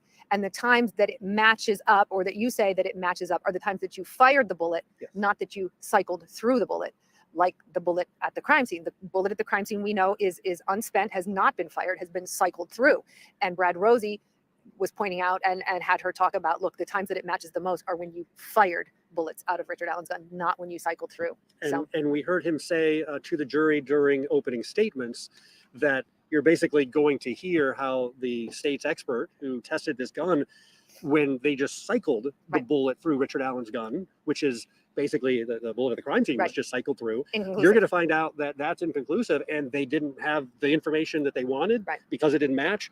Then they went a step further and they fired it from the gun, which is not what happened to the gun bullet at the crime scene. Yeah, to the bullet at the crime scene. So it was an interesting day, kind of a chess match back and forth, Scott, that we could see playing out with the state really trying to impress on the jury just how important this was and how it's linked to Richard Allen, and then the defense saying, not so fast. There's some questions about the science that are involved. Yeah, it's not an exact science. In the industry questions this. There are people, there are experts in your industry, in the firearms identification industry, that question this too, respected folks. Exactly. So Scott, it was a lot of back and forth, and it'll be interesting to see what the jury makes of that and what really landed for them. All right, Bob and Emily, we'll get back to you just in a few minutes to talk a little bit more about the testimony that came in today. We want to go ahead and bring in to the studio Katie Jackson-Lindsay. She is our legal expert, a former former deputy prosecutor and current criminal defense attorney, and she's been with us every day of this trial that is now here at day 7. Based on what the testimony that Emily and Bob were describing, what are your thoughts? Well, it's hard to tell how this jury is processing this evidence. We've heard a lot of really technical things today. One witness for an entire day is a lot of evidence to be delivered and a lot of evidence to be processed by one witness. But we can also really understand why they would have put this much time into this witness, because it is the piece of evidence. It is the forensic analysis that really ties Richard Allen to this crime. And so it was intentional. It was important to spend that amount of time on it, but it's hard to tell whether or not the jury is processing it and whether it's doing any good for the state, especially considering that the jury had so many questions of their own at the end of it. If you've not been following this trial, there's been no evidence that the girls were shot. The evidence that's been presented at the jury through 1 week is that the girls' throats were slashed. And so this unspent bullet, this one that cycled through a gun that the state believes came from a gun in Richard Allen's house. So, this unspent and firing bullets and the comparison and trying to draw a conclusion, does the jury say, oh, there was a bullet found there and it somehow is connected to Richard Allen's? Yes, he's guilty. Or do they say, no, that's not enough. I'm not seeing any other DNA, not seeing his clothing, not seeing some other things there? I would think it would be really hard for the jury to find guilt just based on that one piece of evidence, because you highlighted a really good point. They're not suggesting that the method of murder in this case was a shooting. And so not only does the state have the challenge of really convincing this jury that this particular bullet was related to the gun in Richard Allen's house based on the challenges that we saw to that science, they also have to explain to this jury why that bullet is even relevant, considering that's not how the girls died. And so I don't think that the state has done that for the jury yet. So at this point, I think that they must be taking in this evidence and still saying, okay, well, you haven't met your burden. What do you make about the defense going after how the bullets, the testing methods and that kind of thing? What's your thoughts on that? I think it's really important to do that because with forensic science, it can be challenging for the defense, because when a jury hears from an expert, hears that they have this specialized knowledge, you just want to believe that. You want to believe the professionals in a field know what they're talking about and it's solid. And so when it's not solid and it's something that the state is really hanging their hat on, we saw Brad Rosie do exactly what he should be doing. And that is letting this jury know that, yes, this is an expert, this is a professional, but this is not foolproof science. There are studies out there that have actually challenged this. And this is something that is, at least in my experience, is not even common. In all of my experience in 16 years of trying violent crimes and trying cases that involve shootings, I've never seen this science before where they are comparing a unfired cartridge to anything, much less to a fired cartridge, to make an identification. All right, let's bring Emily and Bob back in. So you feel like the prosecution was successful in reaching this jury, guys? That's a really good question, Scott. Emily and I were in the courtroom, and there were times that I was sitting there trying to follow what they were saying. So I would have to imagine the jury might have been as well, because one of the things we haven't mentioned is almost all references to the ammunition and to the firearms that were in question today, they were exhibit numbers. Is how the deputy prosecutor, Jim Luttrell, he's a very experienced litigator. I was surprised that throughout hours of questioning and testimony with the witness today, he was just using, for the most part, exhibit numbers, which made things really confusing. But the defense did the same thing on cross. They did, and that was hard to follow. Number 15, is that, what is that? Is that the gun? Is it the cartridge? Is that? It is, and the jury's going to have to kind of put all those exhibit numbers, and there's hundreds of exhibits we should point out. They're going to have to make sense of all that, but just one example. Early in the day, when they pulled out the gun to be able to cycle a bullet through the gun for the jury. When Melissa Oberg did that, it was not clear to a lot of the journalists in the room, and I'm assuming possibly to the jury, possibly to the other people in the gallery, that the actual gun they were using was Richard Allen's gun, the one that they seized from his home, because they just kept referring to it by by its exhibit number. So I thought this was just maybe a gun that they had gotten from the crime lab or something. It wasn't until much later that we understood that was actually the gun that was in Richard Allen's home. And even more confusing, the state has one number for it, the defense has letters for it, so you're trying to follow in that way. And throughout the day, also point out that they referenced all these exhibit numbers for a lot of other firearms that Melissa Oberg testified about testing. Lots of other bullets and bullet cartridges. So there were all of these different. One of the reasons it got confusing is because they kept introducing all these other pieces of ammunition and firearms that we didn't really. They never did explain where they came from. Well, Melissa Oberg talked about they tested one gun, I think it was a Glock, 2 days after, February 17th. She said that was, they rolled that out right away, right? Because it's a right, different caliber. And then a few days later, they tested 2 more guns. And then some years later, in August of 2022, they pulled some guns from the river. That was part of this investigation. And they didn't explain to the jury why they were introducing. Now these are other pieces of ammunition and other firearms that in one way or another they were testing as part of this case. Right. But in the jury's mind now, I mean, you're just tracking all these exhibit numbers, all these other different guns, and they really never came back and explained what those were. So I thought that was confusing. And also, perhaps the most confusing thing to me is Jim Luttrell never came back and did a summary for the jury to explain what they had just heard from their star witness. Specifically, when he asked Melissa Oberg, what is your conclusion? And let's put this quote up on the screen for our viewers to see. He said, what's your conclusion? And she said, my conclusion is I identified 314 as having cycled cartridge item 16. Now, there's another way that you could have said that, or that the deputy prosecutor could have summarized for the jury what they just heard. That could have been what you just heard. What you just told us. Yeah, what you just heard, really members of the jury, is that the bullet cartridge at the crime scene cycled through Richard Allen's gun. But they didn't say that. And actually, Scott, I'm curious to send it back to you for a moment, and Katie, to find out if that surprises her as well, and what a jury would actually make of something like that. Yeah, that's a really good question. So let's go ahead and ask Katie. Does that feel like a missed opportunity that they didn't summarize and link, hey, this came from Richard Allen's gun? It does seem like a missed opportunity. And that quote that we saw, to a certain extent, is just sort of ineffective lawyering. And I say that, but I want to give some grace to these lawyers, because here's how that kind of plays out. So when the crime lab or a forensic scientist like Melissa Oberg gets these items, she gets them by item number. She may have a brief description, but she won't know the intimate details of where that item came from or anything that the jury has already learned about that item. She's isolated to that item number. However, the attorneys do know that. And while they can't necessarily come back in the middle of testimony and give a summary to the jury, there's an effective way to ask the questions so that the jury can connect item 16 to that fired bullet. So, for example, the prosecutor couldn't have necessarily said, well, now, ladies and gentlemen, you've heard A, B, and C, because that would have been him testifying, and that would have been objectionable. But at the end of the day, it is his responsibility to make sure that the jury understands what they are hearing. So an effective way that you often see trial lawyers do that is to say, your item 16 is my fired bullet from the crime scene. Would you agree with that description, Ms. Oberg? And she would look at her report and say yes. And so to not do that is absolutely a missed opportunity, because if they're on item 314, they've heard about over 300 pieces of evidence, and you can't expect a jury to keep up with those evidence numbers. Yeah, Bob and Emily, this has certainly been a long week. So much information. This case is going to continue on Saturday. What's still to come? Well, Scott, we know that there are really 3 key items that the prosecution wants to present to the jury. 3 of those. So far, we've heard 2 of them, right? 2. One today, that cartridge found between the girls' bodies, and then earlier this week, those 4 witnesses that say that they placed Richard Allen at the trail that day during the state's timeline of when these murders occurred. The one thing that we haven't heard yet so far are those 60 plus alleged confessions made by Richard Allen while he was in prison, being, awaiting this trial. And it's, there's potential that we might be hearing those alleged confessions in his own words, in his own voice. Now, tomorrow is a short day here, 9 to noon. it's hard to imagine that they're gonna start down that road tomorrow on a short day. I agree with you.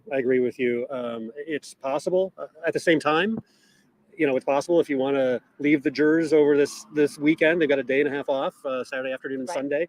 Do you want to Give them something to contemplate? Something to think about? Do you want them actually hearing Richard Allen's voice confessing to these crimes as something to just kind of stew on over the weekend? Right. I don't know how the prosecution is going to handle that, but I agree with you. That might be something that they want to hold off until early next week. And of course, we know that the defense is going to push back against those alleged confessions, saying, look, he made those while he was under severe mental duress from Yes. solitary confinement that went on too long. Yeah. So A long day, a technical day of testimony. Again, we're seeing how all these pieces of the state's case are starting to fit together right now that they're presenting to the jury. We've been able to be in the courtroom every day of this trial so far. Our plan is to continue being Keep right on. here until we have a verdict. Still a long way to go until we get to that point, but it's been a fascinating week it really has. as the sun sets on day 7 here in Delphi. Scott and Katie, we're going to send it back to you guys. Before you go, I do have one question about the witnesses that we heard earlier in the week. Again, for people who may not have been following the case real closely, didn't some of those witnesses who spotted Bridge Guy, weren't they describing a much different looking person than the suspect, Richard Allen? Yes. Yes, they did. So we were. talked about possible missed opportunities today for the prosecution as far as how they presented the case involving this unspent bullet casing at the crime scene. It's very possible that there were some missed opportunities earlier this week because, again, all 4 of the witnesses who testified, there were inconsistencies with the story that they presented to the jury compared to how they recalled Bridge Guy looking Right. when they called this in back in 2017, right after the murder took place, describing him Blonde, as fluffy hair. having brown Fluffy hair. Excuse brown me. poofy hair, Brown poofy hair. There we go. Get it right. being Right. being muscular, being tall, young, and in his 20s or 30s. Obviously, a lot of those things don't necessarily describe the way Richard Allen. that Richard Allen looks. So, I'd say of the 2 points, the 2 really important points that the state has had to make so far on the witnesses placing Richard Allen on the trails and claiming that he's the Bridge Guy that they saw. And then today on the bullet casings, I would say that's probably a couple of missed opportunities so far. So I think that the testimony as far as the confessions is going to be really key, and that's what we're expecting to come up next. All right, Bob and Emily, great job there up in Carroll County at the Delphi case. Thank you for covering it. We know you'll continue covering it until we do get a verdict. Let's bring Katie back in and talk about not only what we saw today, but what we've seen in the first 7 days and what's to come perhaps as early as tomorrow. So again, as they mentioned, there were 60 reported alleged confessions by Richard Allen while he was incarcerated waiting for this trial to take place, including a note that was reportedly written to the warden saying, I want to confess, and I want to talk to the family and offer my apologies. And there are apparently, allegedly, 60 of these confessions. What kind of impact might that have to spell out however many the state wants to put out there saying that Richard Allen has confessed to these murders? Well, in any scenario, in any murder case, in any crime, a confession by the defendant is really hard to overcome for a defense team. So that evidence should bring big gains for the state. We've talked about how they said they had 3 big things, the cartridges. Well, that didn't go so well for them today once the expert was cross-examined. The witnesses that saw him out there, well, we now know that all of those descriptions are inconsistent with Richard Allen's appearance and inconsistent with each other. And so when you think about those 3 big things, the last thing that they have is those confessions. And like I said, having a defendant himself tell you that he committed a crime, it's really hard for the jury to disagree with that. And so that's going to be really difficult evidence for the defense. I think we'll see them hanging their hat a lot in cross-examination on those conditions of the prison. And then we'll probably later on see some more challenges to that from their case. But that should be big gains for the state. Okay, I also want to kind of look down the road here a little bit. So if after the confessions are done, and depending on what else they may be introducing, the defense then, of course, is going to, give the case. And they've talked about having maybe as many as 100 witnesses that they may put on the stand. And we're just through week 1 here, and we haven't even gotten to the defense case. Do you think that we see Richard Allen take the witness stand and testify in his own defense? I would think not for a number of reasons. One, you are going to hear from Richard Allen through those confessions. Then you're going to hear his lawyers challenge those confessions through cross and through their experts. And so his story is sort of being told through that process, because by challenging those confessions, his lawyers are putting out there that he's saying, I didn't do it, right? Because just as much as they have the confessions, you can't discount his earlier statements where he said, I didn't do it. And so in a criminal trial, sometimes the most that a defendant can say is, I didn't do it. They might be able to say, I wasn't there, I had an alibi, but we now know that Richard Allen put himself there. This whole thing blew open based on a tip that he caught in himself. So when you think about it in the greater context of all the evidence that we've heard, they probably won't need to do that, because they are developing Richard Allen's story and what he would say through cross-examining state's witnesses. And I think we'll see a little more of that through the defense witnesses. Well, it's been a fascinating first week. We thank you so much for joining us here on. Right. I just thought I'd let that whole thing go up there, because it was just kind of like stuff that we'd already heard about the ballistics and whatever. So anyways, I'll let you guys speak on Aspen. Is there anything with regards to any of that? No, I thought it was interesting. I actually need to go soon because I need to get ready. Yeah. Well, I was going to say, I've got to be up there soon. Oh, okay. Yeah. Okay. Well, just say whatever you need to, and then you can head off there. And what time you gotta get in line, bud? 1? Yeah, my goal is to be there by 1. I need to jump in the shower because people are already up there. Yeah. Okay. And tomorrow, all right, 3 hours, right? 9 to 12. Yeah. Well, we really appreciate you. Yeah. Thank you, Aspen. And yeah, like I said, I'm personally looking forward to the confessions. Well, anyways, buddy, message when you can tomorrow.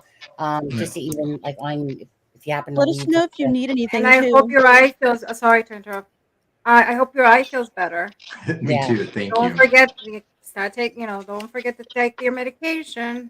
Oh yeah, he'll know. Better. All right, I'll see everyone later. Okay, take care.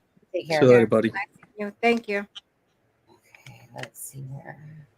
Okay. I think he forgot how to remove himself. I'll do it. I so much appreciate. He's back. I'll do it. I'll do it for him. He tried to. I so and much it appreciate bounced everybody who's getting, covering this for us and getting all the information. But I feel so bad for them. Yeah, it's tough. It's weird. Like they're not doing like a lottery or.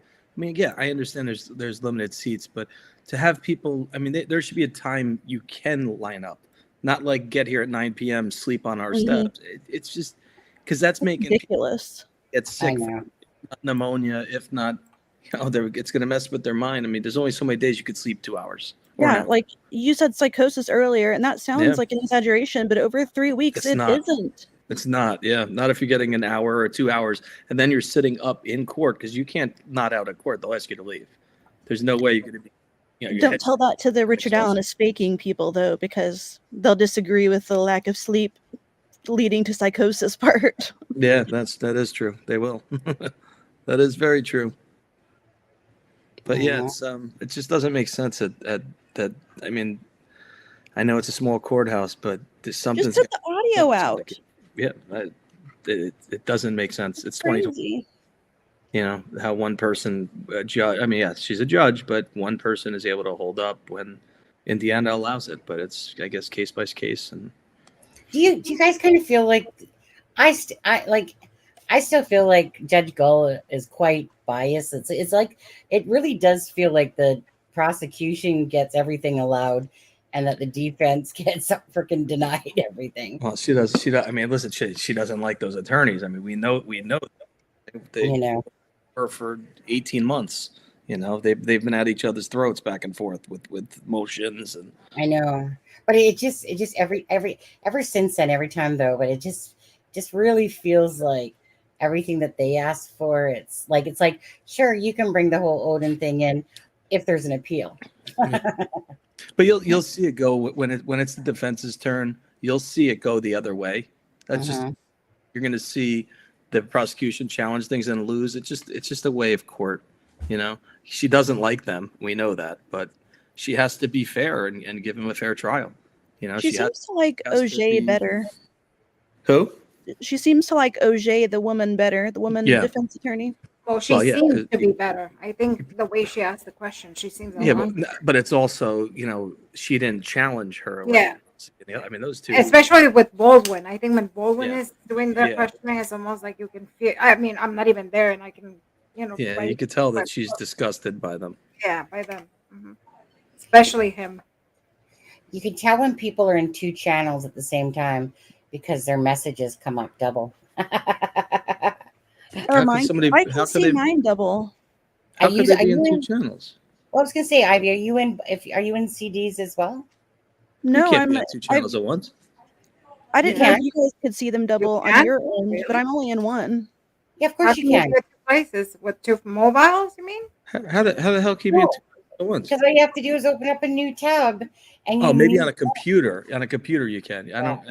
On a computer on here. No, If- I'm on a computer and I'm in Chrome and I only have one tab. Well, Yeah. I pulled up the I weather guess you're saying earlier. having two and then It's 12. just because there's a couple times, yeah, I've seen it come in like a double. It's and the every only time. It's you every know- comment I've made. You But know, I'm now that only I have think- one tab. I'm not in X.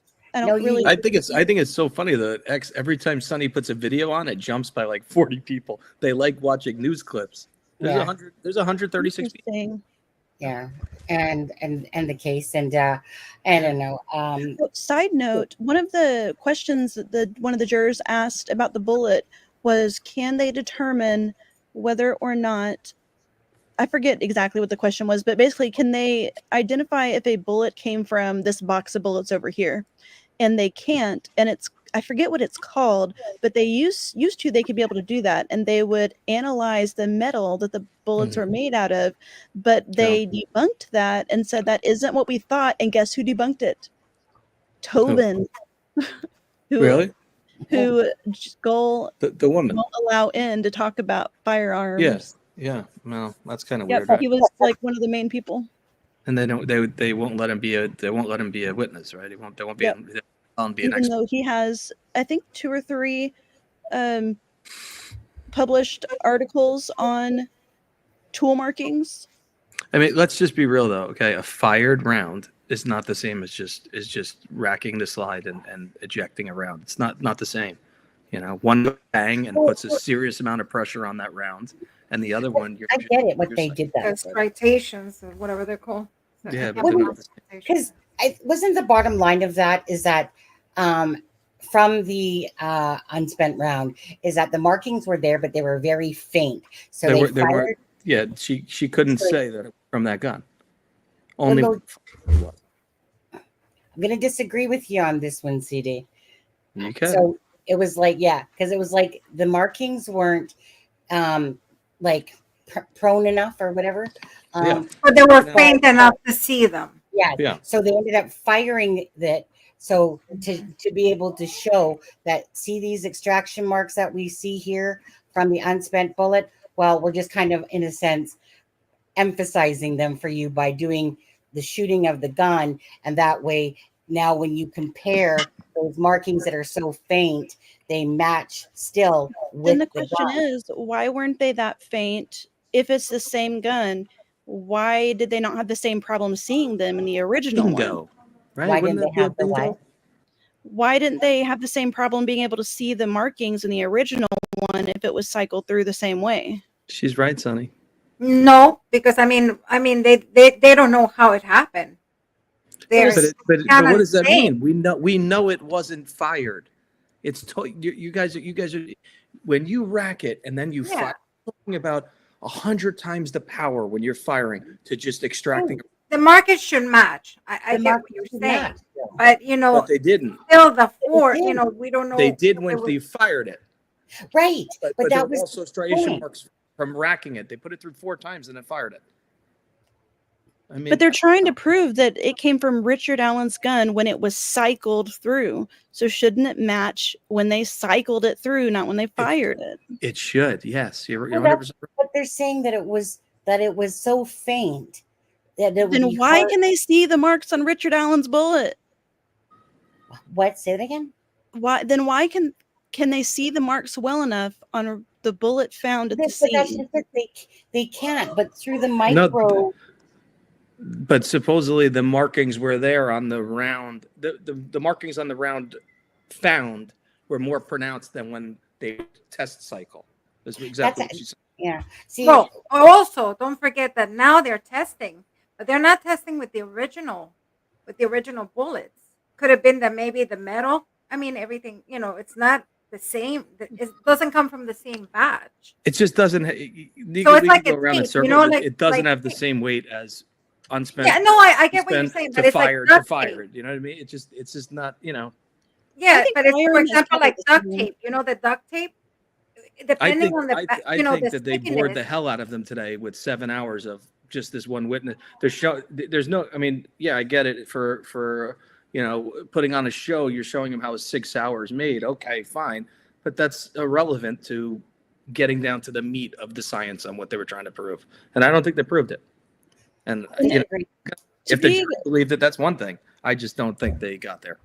To be clear, I think that firing it probably doesn't make that big of a difference, but I can't convict somebody off of that. There's not enough proof that they're the same to convict somebody, which is what needs to be the burden of proof or whatever. It's just the power that goes through when a gun goes bang is much different than when you're just it's probably way more than 100 times. Yeah, I mean, I don't know exactly what the pressure but it's an explosion that happens. That's just what it is.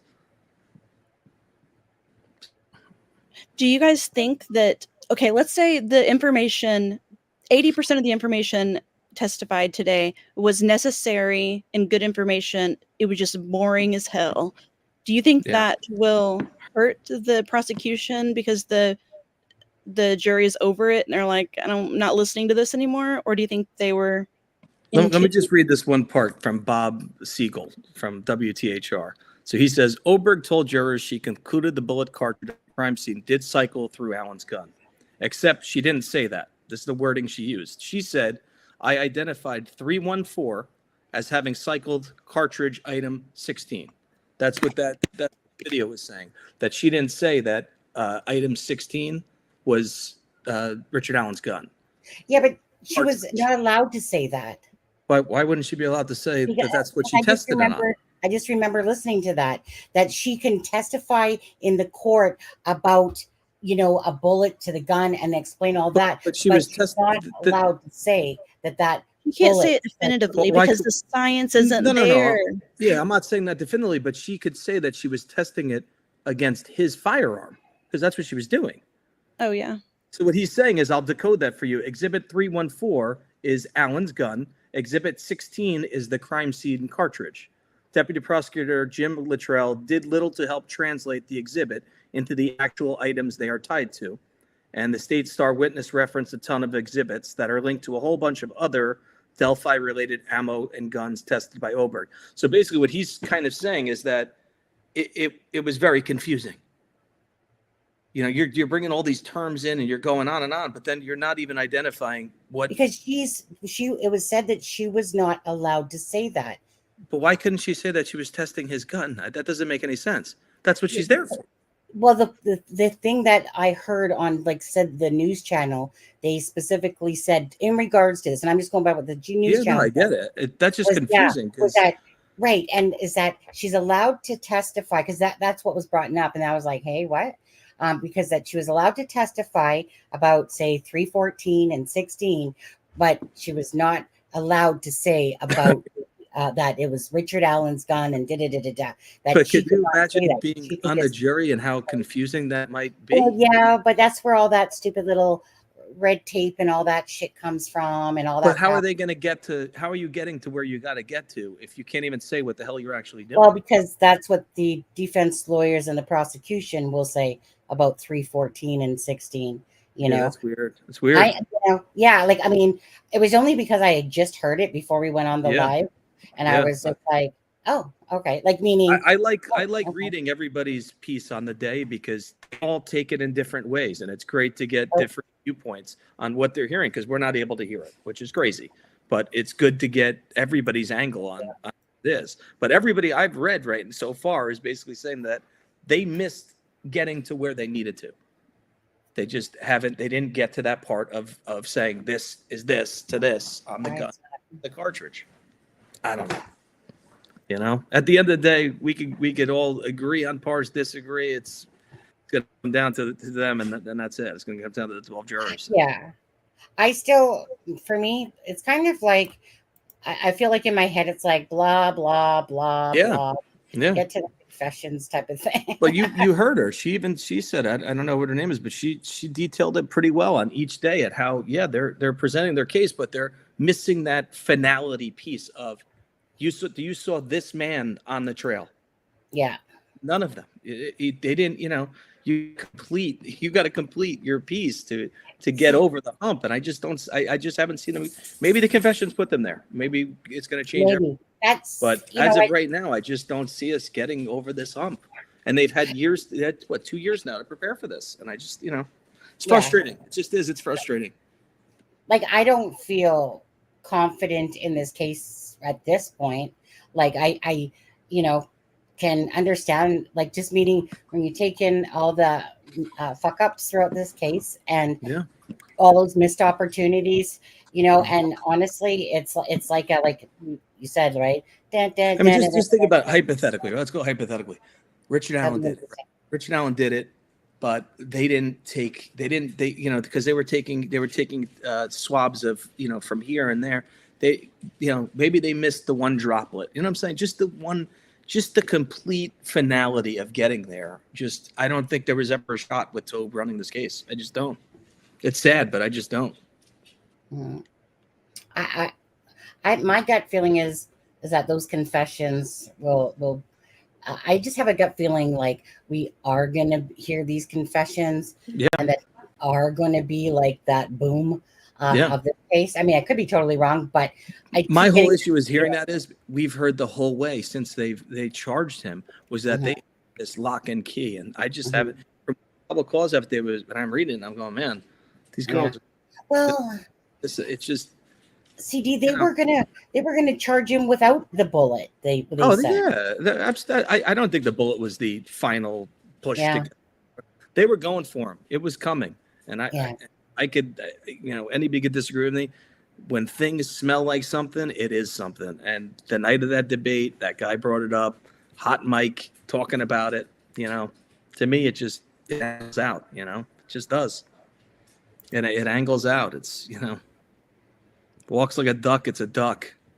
Yeah, it's not a swan. It's not. Yeah. It's just been this case from day one. It's just what do you want? I was gonna say, Ivy, do you have anything that you wanted to say? What? Well, I was just going back to you just in case you had something that you wanted to bring up. Here's the wild dog, Sonny. She's coming to say hi. All right. Alexa. Doggy. This is the Maligator.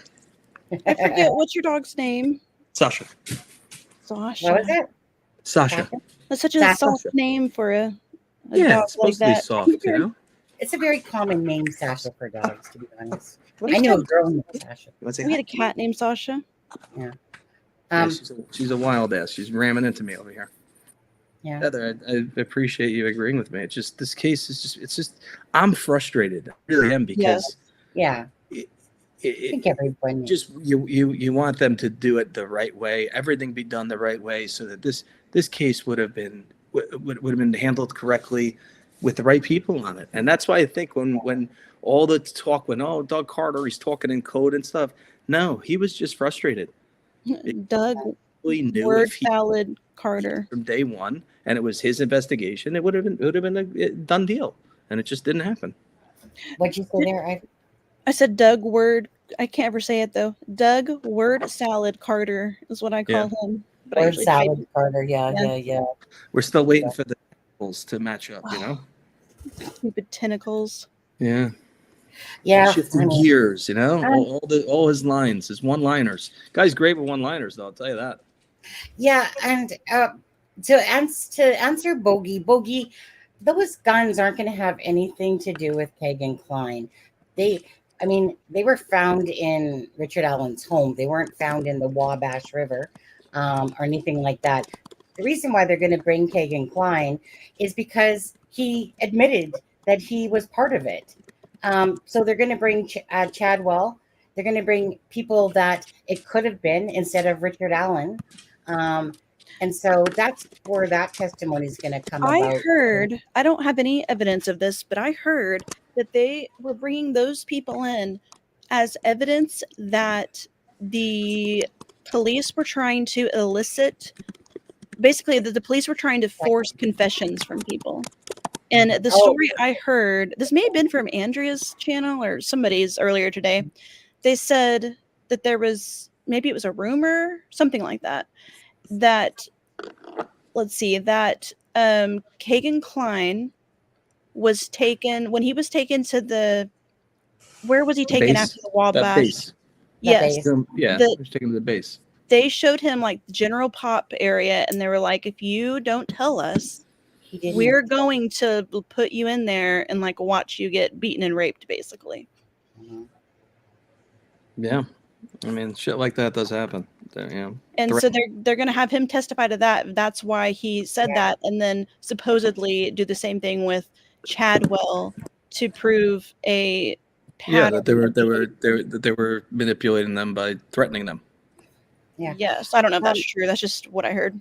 It could be. And 1 second, Bogey, that doesn't make sense. I thought KK told them to look in Wabash. How would he know the guns of Ari's were there? He didn't. That's just it. Ari's guns were at his house. They took the guns out of Ari's house, not out of. That's what I just said. Like the connection to the guns in RA are non-existent. It's just one gun, right? Yeah. Well, they were. He would. No, I think he had a Glock also, but yeah, Glock. Yeah. I don't know if on the SIG. Is or if it's another person. His wife also had a oh, maybe. Speaking of other guns, they can't exclude Brad Weber. If the science is, that's another thing. If the science is solid, you should be able to exclude people. Also, Maxwell had one too. I think he was excluded though. Maxwell, maybe. I don't know. But I know there was one that wasn't excluded. Maxwell's they had for a while. I know that. Same model, same thing. P2226. Yeah. Ooh, Travis isn't wrong. I don't want to say it out loud, but that was Holman, did the airman who unalived himself. Yeah, it's some sad stuff. Yeah, but going back to the Wabash River, yeah, I'm sure that they got guns from the Wabash River. A ton of guns. Guns always end up in the river, and they were sent. But let's say, but none of them match. She said she was sent a bunch. A lot of them that have been in the water and stuff like that. That was just from Deer Creek. Like, yeah. I mean, there was a lot of rumor of what they were looking for, though. At first, it was drives, then it was knives, then it was guns. It went everywhere. It went pretty much everywhere what they were looking for. You know? It's because anything that comes out of KK's mouth is pretty much a fucking lie. Yeah. So I mean, listen, he was his entire life a lie. Yeah, like honestly, for them to put him up on the stand and whatever, I mean, honestly, the jurors probably don't know what a lying sack of fucking shit he is. But at the end of the day, I mean, listen, they're county. I mean, I think they know of him. You know, I mean, just the Anthony Schott stuff was played so many times everywhere. You know, not know. And who that was their own doing themselves. Like again, another goose, like whatever it was. Yeah, another wild goose. Yeah, we're looking for this, and it's attached to this. Honestly, I mean, Kagan Klein is a self-serving piece of shit. Yeah. All he wanted to do was get out of the jail so that he could get outside and get some fresh air. And he doesn't give a shit what he says to anybody. He's a manipulator, and so he was saying, basically feeding them a bunch of bullshit. But anyways, it was the LE that brought that whole line in there and even turned the case more into a circus act. Honestly, I would hang my head in shame to how this case was handled, and yet they can't even sit up on the stand and just acknowledge their fuck ups with the sticks and all the shit. Like they didn't even bring up, like I said, the dogs, of how they called off the dogs and stuff like that. But meaning, I'm sure that the defense is going to get to all of that stuff though. And they're just going to be like, let me just list off the multiple 20 things. But that's the whole. That's a very smart play. Right? Absolutely.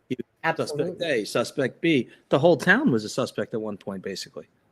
You know, that's just the way it went from day one. They aimed at everybody. You know. Yeah, I remember when Doug Carter was in the helicopter there, and he flew over. And then it was having engine troubles, so it had to land. This is a little off topic. Was a weird one. Do you guys remember what they said about the video of his car? The little bit we've heard about it. Whose car? about Richard Allen's car being seen by the Harvest. Oh, yeah. The way that, from what I've heard, it sounds like that video is from really far away. If they're identifying it by shape, thanks, I Miss don't even know Godlover. if they said color, and the fact that you can see air the other side through the wheels, that was they're identifying it. Oh, off his rims you're talking about? Yeah. I thought his rims were black, so it seems like they could at least see that. But if they can't even see that from that, like, it's got to be from far away. You know, the jury asked the question of, did you do a search of how many of those vehicles were in the area? And their answer was no. Yeah. So I'm sorry, never heard of such a thing. That's pretty standard. You're looking for a car, you found the car, you search to see who else owns that car. Policing one, it's just mind-boggling every step of the way. Even for someone to say a purple PT Cruiser, and then Kagan Klein's mom owns a PT red purple Cruiser. Like, oh, you know. I mean, you go from a smart car to a PT Cruiser to a Comet. I don't know. Like, that whole part of the case, I don't know. It's from the witnesses to those cars. That's just, yeah. I don't even know what to say about that. You know, but yet they drew the same diagram. Does that count? Yeah. What diagram? You know, that when they had them draw the diagram about where they saw the car placed at. Oh, yeah. Yeah, that on there. Alexa, got anything? Betsy Blair's just misremembering. Betsy Blair, yeah. Yes. Oh, I feel like Alexa's playing with something. Well, I mean, it's hard to talk here. What are you doing? Talking, and then when I talk, everybody talks over me. So I'm sorry. No, it's okay. Okay, so I'll let you guys talk. Alexa's I have turn. to go soon. No. I'm just telling you because that's how I feel, and I'm the type of person I will tell you to your face because I don't want to say it behind, and not just you, both of you, all of you are doing it today. So, but I have to go anyway. I have to go really soon. So, What? I'm still confused what you just said there. Did you say we were all talking over top of you? Yeah, I tried talking many times and everybody cuts me off. So I couldn't hear you at all. I literally could not hear you at all. But I have Dive to get right going. in. I apologize. Let's blame Ivy. I have to get up early. Feel free. No. Sorry, Alexa. Travis says we had a question for Alexa from last night. What question did we have for Alexa last night? I don't know, Travis. If you're remembering that, then you should remember the question. Did Alexa see that they did take nail clippings? Oh, they did? They No, did. I didn't know that. Apparently, it was part of the SA kit. Oh, okay. Right, we saw that. I didn't see Happy's that. weren't long enough, though. Yeah, because remember, Alexa, after we talked about it, then actually when we played a clipping, then it actually said that they took some. They were talking about the swabs. No, I didn't hear that. This is the first time I'm hearing fingernails. Yeah, on there. So I don't know. But anyways, hey, if you got to get going, I'm gonna go. We're gonna go here shortly anyway. But yeah, you probably have to get up early again, eh? Or do you? Yeah. Yeah, I got soccer in the morning. Fun. Okay. Well, it's Saturday tomorrow, right? Yeah. Yeah, I know. Well, we'll see what tomorrow and that plays out with the DNA, I suppose, eh? And go from there. What is Anthony talking about? Can I answer his question? Why does he always want to throw his dad under the bus? Oh, Kagan Klein? Yeah.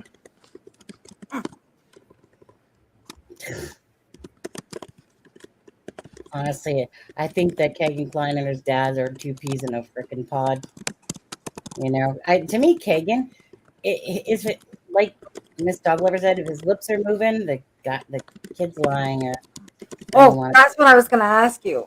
Actually, I was going to ask CD when you guys were talking about Kagan and saying that how they were pressing on him, and they were telling him that they might do this to him, but that's a little bit of the Reed method of interrogation. Sometimes, and I mean, CD, come on, you probably know that sometimes they do that to get confessions or. It's good cop, bad cop too. I mean, you play a lot of mind games with them, for an interrogation room. So but you don't tell them we're going to stick you in General Pop and you're going to have a knife in your neck. I mean, that you know that sometimes they even bang them around, and and then they go. No, that was the. I know it's not right, but that doesn't happen anymore. Or maybe it depends it on just what they doesn't admit. happen anymore. Early Yeah, 2000s, early 2000s, people tripped all the time. That's all I got. Yeah, I know. Or when they went they'd step on their cars. shoelace and just go flying. It's terrible. But yeah, it was different times. Different time. And to answer Otto's question there, he says, why didn't they cast the tire tracks? They knew the car was in an unusual place, a lot of dirt in and around that lot.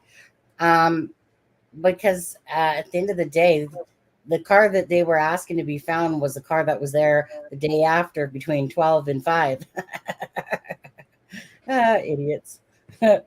Another. Did you see Travis's thing? He had the question for Alexa. It says, did Richard Allen take time off of work? Oh, that one. Day. Let's see. The day or two after the 14th, what would you expect his reaction to be if he was the killer? Right. So, Alexa, the question I posed yesterday was, remember, like I said to you the other day, if Richard Allen committed this, I would love to know his work schedule. Did he miss work? Did he go to work as normal? So he's kind of basically saying, what do you think his if somebody's just taken somebody's lives, what do you think possibly? Well, it depends. I mean, so they go through steps, but I mean, a lot of them they will change immediately. Sometimes it would take a day or two, but the first thing that you would see is they would change. Sometimes physically, like they will shave, or they will cut their hair, something. Also, some of them they go through a little bit of a period like depressed right after, because sometimes after committing the act is not what they thought it could be. It's almost like that high, it wasn't as expected, or they cannot get that high ever again. So, question for you: do we know for a fact, was he working that day? Do we know his alibi yet, or no? I'm a little behind with all. I think I heard something about him supposedly being at home, but don't quote me on that. Yeah, I don't know. If that's why I was always kind of wondering that. Well, and Alexa, I need to ask you this one before you get going here too. But so apparently he said it's over, right? Like 2 times to Liggett or whatever. That once basically when they went to his home. So 2 times he's like, I don't care. I don't care type of thing. I can't remember. What was it, Ivy?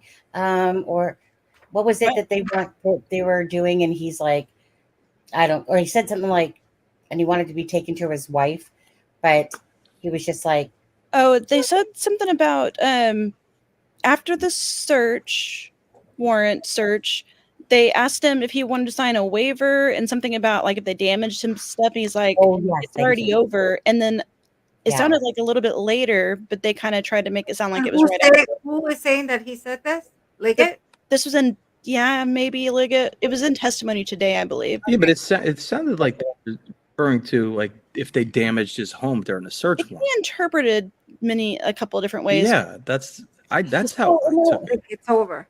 Could it be a little bit of like consciousness of guilt? Like we were talking with you, remember, Sunny, that we were talking a little bit, like, when he changed his height and his weight. And that's classical of, somebody that takes lives. They do that all the time. They have that it's called conscious of guilt. So they know they're guilty. So they have to do either they change their appearance, or, and they also they most of the time they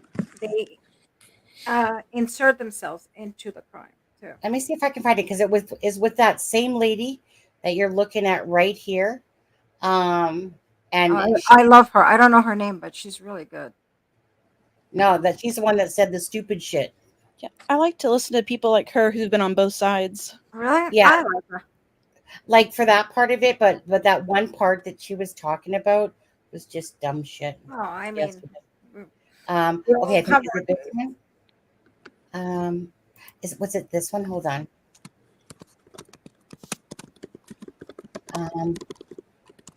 Let me just see if it's this one.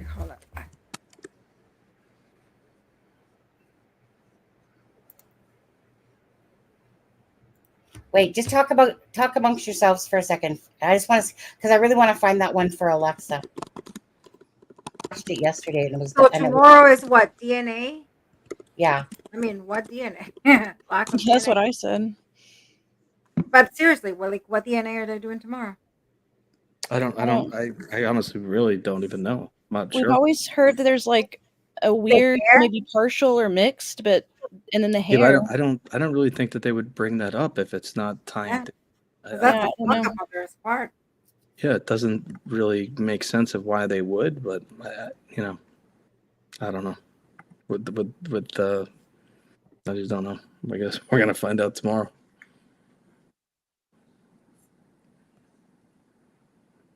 But tomorrow's only half a day, right? The 12. That's it. 3 hours. Have you ever? I mean, I never heard court on Saturday. I never seen that. Have you ever seen that? Have you guys ever seen that? Not in New York. Not in New York, right? I never seen that before. What about you, Ivy? I've never what? What'd you say? Saturday court. Have you ever seen cases going on? I've actually haven't like closely followed that many trials in their entirety, so I don't know. I think her reasoning was that because the jury's sequestered, so they might as well. I mean, 3 hours is better than nothing. At least they're, you're getting something on a Saturday. And that, 2 Saturdays kind of is almost a day, so it's not it's not a bad thing, but it is weird. It's weird. I just never seen that.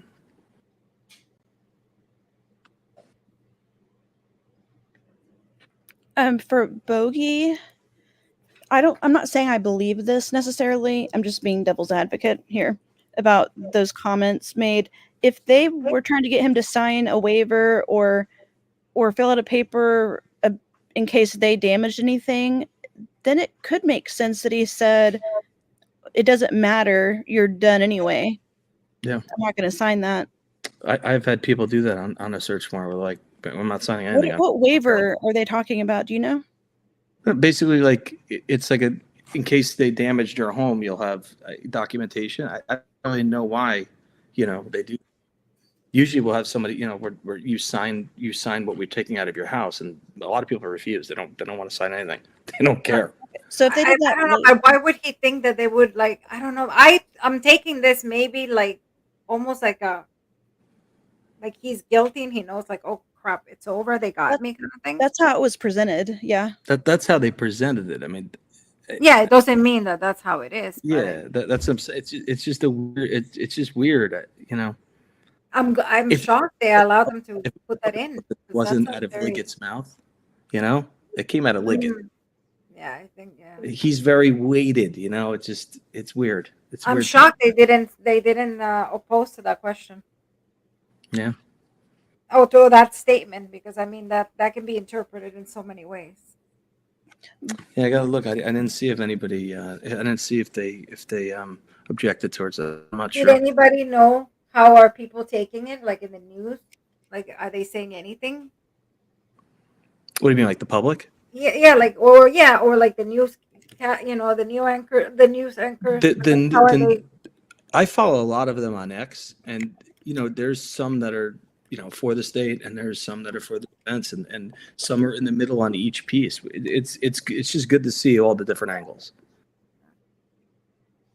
It's very good to see all the angles. And what about with this specific comment saying like it's over? Yeah, I'll play this. Let me just play this clip, you guys, and then I believe it's totally in this one right here.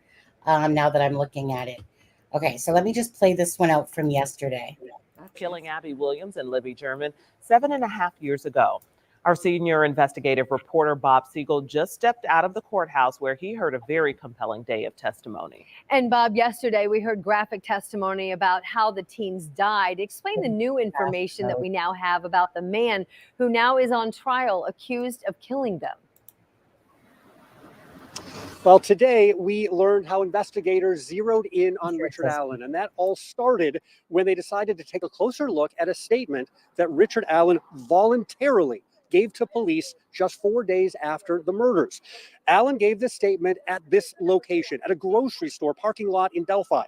He met with state DNR officer Dan Doolin, And he told jurors today that he was assigned to interview Allen after Allen voluntarily called the Delphi murders tip line to say he had been on the Monon trails, not far from the crime scene, on the afternoon of the murders.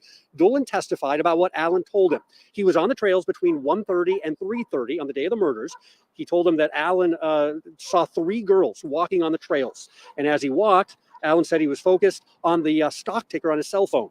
Dolan said when he interviewed Richard Allen, there was nothing that struck him as unusual.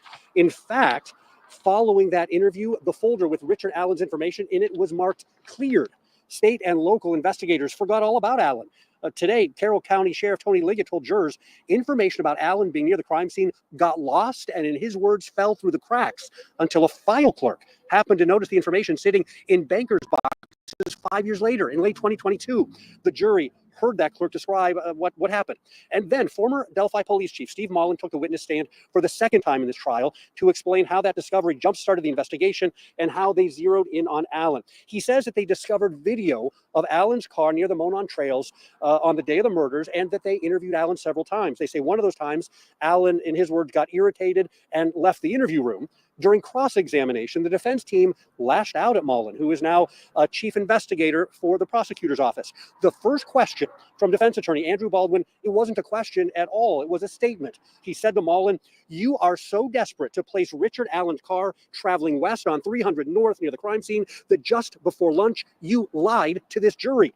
He then got Mullen to admit that Allen did not tell him that he traveled to the trails along the route that Mullen said that he did, which would bring into question really whether the state's surveillance video that they have, that they claim shows Allen's car driving near the crime scene is actually Allen. This afternoon, Sheriff Tony Liggett testified about meeting with Allen and also questioning him. He talked about serving a search warrant and searching Allen's house where they found a gun. And the state says that when they tested that gun, a bullet casing found at the crime scene matches it. And the Liggett told the jury that's what put us over the hump. Finding that bullet is what put them over the hump in the investigation. That is when things got really interesting. Joining me in court today, 13 News legal analyst Katie Jackson Lindsay. And Katie, I want to talk about what happened next in court. There was an exchange that happened where the sheriff said that even without the bullet casing found at the crime scene, he feels had enough evidence. They would have arrested Richard Allen because he said that they had witnesses who put Allen at the crime scene. And at that point, defense attorney Brad Rosie, he said, let's talk about those witnesses. And there's an exchange that I want to tell our viewers about. Rosie said, let's talk about the witnesses. He mentioned how they all gave wildly different descriptions, including Betsy Blair, who testified here earlier this week. And Rosie said Betsy Blair saw a man who was boyish and beautiful with brown poofy hair in his 20s or 30s. Her description doesn't match the description of Richard Allen. And at that point, a really surprising statement by Tony Liggett. The sheriff said, but neither do the 3 girls who saw him on the trail. And Rosie looked at Liggett and then the jury, and he said, exactly, right. This was testimony that I think everyone in the courtroom was surprised about. What does that testimony, hearing the sheriff say, yeah, the descriptions given by all the people who say that they placed Richard Allen out on the trail as bridge guy doesn't really match Richard Allen sitting in the courtroom. What does that testimony, what does that do for a jury? Well, it was extremely powerful for the defense because anytime you can get one of your lead law enforcement investigators to agree with you as a defense attorney, that is just a powerful move and a powerful shift in the evidence. And I can't imagine that the state is happy about that particular testimony right now because that is an issue. They have to prove Richard Allen's identity, and he just got an investigator to agree with him that the evidence is absolutely inconsistent on that fact. And you told me earlier today, after hearing some of the questioning by the prosecutor, that you weren't necessarily I guess thrilled about the way that questioning was happening because of certain things that were being left out. Sure. So as a former prosecutor, I was always taught that you just put your facts out there, good or bad. We talked about this yesterday, how you got to show your scars. You just have to tell the truth as the state. And it seemed to me today that we would hear evidence from the state and then we would get the entire picture from the defense in terms of the questions that were being asked. So it wasn't that they were putting false information out there. They were just omitting information that would have given the jury a clear picture and a full picture of what the evidence actually was. We will hear more from Kate. Okay, so sorry, Alexa. I thought that was it because I only watched so many. I sent you a screenshot that has half of it. Oh, did you? Okay, perfect. It's not the same though, of course, as hearing. Well, they're the ones that are saying it. So, because I was even trying to Google it quickly. Okay. Oh, let me just grab that for a second. Okay, now come back. Stop screen. Oops, I guess I gotta find it first. Okay. Windows. Okay, so it says during the search, Lieutenant Jerry Holman testified that Allen sat with Holman in his vehicle. He told Allen that if the police damaged any of his home or property, there was a form he could fill out. Holman testified that Allen responded, "It doesn't matter, it's over," right? So, and he said it twice. And he said Holman further testified that Allen said the phrase a second time when Holman offered to drive Allen to see his wife at the place of work. Defense attorney Andrew Baldwin questioned why Holman didn't record that conversation with Allen while they were in the car, saying Holman considered Allen a suspect at that point. But anyway, so let's go back to that first one. So he's basically offering to say, hey, if there's any damages done, and Richard Allen says, it doesn't matter, it's over. And the second one was when he wanted to go see his wife, But so when it was said, the devil's advocate is, I guess the devil's advocate that I heard was he saying, well, the search is already over, so like, what does it matter? Oh yeah, Or are we taking it? Oh crap! They caught me. It doesn't matter. It's over. Yeah, or that. But he said it twice, so to me, it sounds like the second one, like consciousness of guilt. Yeah. Here we go again. The thing is that, again, what sounds right to the ear? If you're saying, well, you got property and it doesn't matter, it's over. And then he says it again when he's asking about if he can go see his wife, and again says the same thing, it's over. And it's not trying to take whatever, but you just try to put it in context and how someone would typically say that. And are they really going to say, well, you've searched my house, I guess it's all over. Does that really sound like how somebody would say something? Or does it more sound like if somebody's of guilt and they're going, doesn't matter, it's over? If it was just the first one, I could definitely see it like that. The fact that there's twice makes it less likely, but I can definitely see if somebody just had this like kind of stressful search warrant type situation, and then towards the end, a policeman came up and was like, here's a form. If anything is damaged, you could fill it out. And it's like, I don't even want to mess with that. Like, what's done's already done. Just leave me alone. Yeah. I get what you're saying. For sure on that. Why would you say it's twice? I think the fact that there's another one, it makes it less likely that that's the case, I think. Yeah. I agree, Alexa. So let's just say that it's towards the fact of the guilt on it's like what we're saying, right?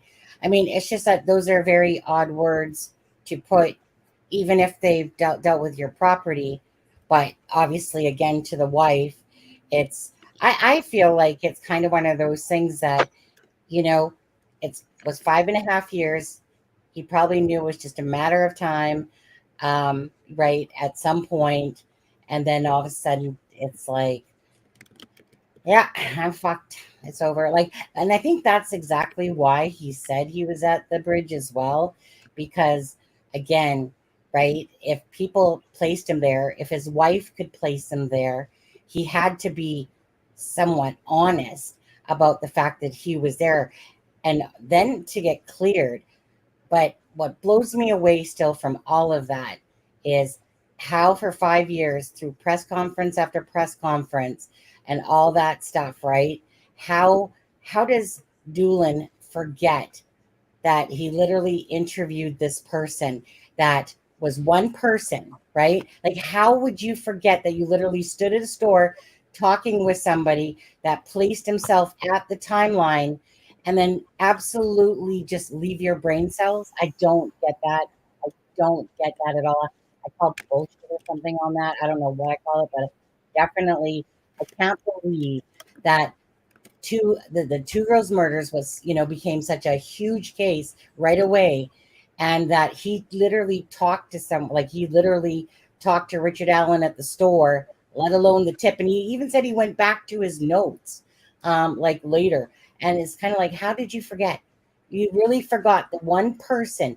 So meaning when they put out that tape, they originally said that he wasn't a suspect, that they were just looking to talk to him, right? On that kind of like the next morning or whatever it was.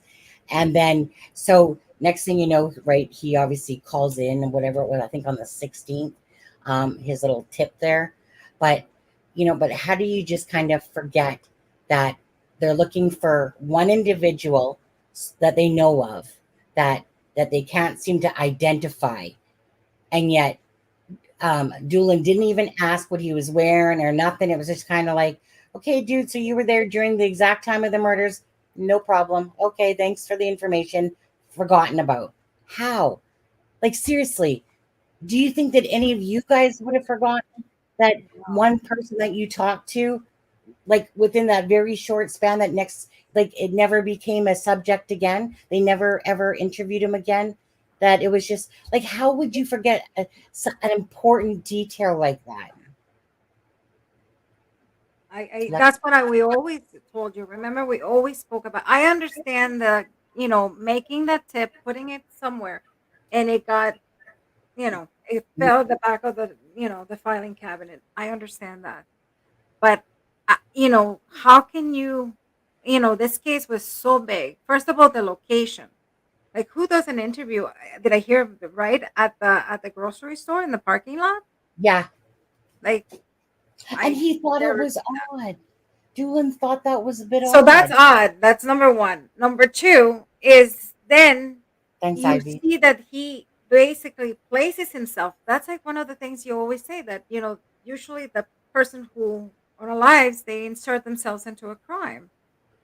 So why wouldn't you be like, wait a second, you're a guy. I mean, I understand if it was a woman, maybe, it doesn't match. But question for you, by the time when he went and spoke, did the video had already come in or no? Come out or no? No. Okay. But he was worried that somebody saw him. Right. I am pretty sure of that. Yes. He knew that they saw him. So I think, again, consciousness of guilt. I think he went and he said, hey, I was there, because if he places himself there, it's better. It would look better than having to look for him.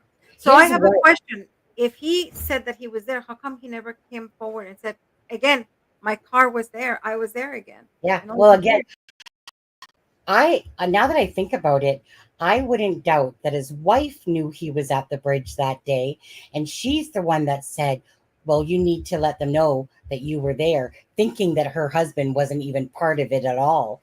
It wouldn't shock me if she knew that he was there. So obviously, if he's not fessing up to being there, I don't know.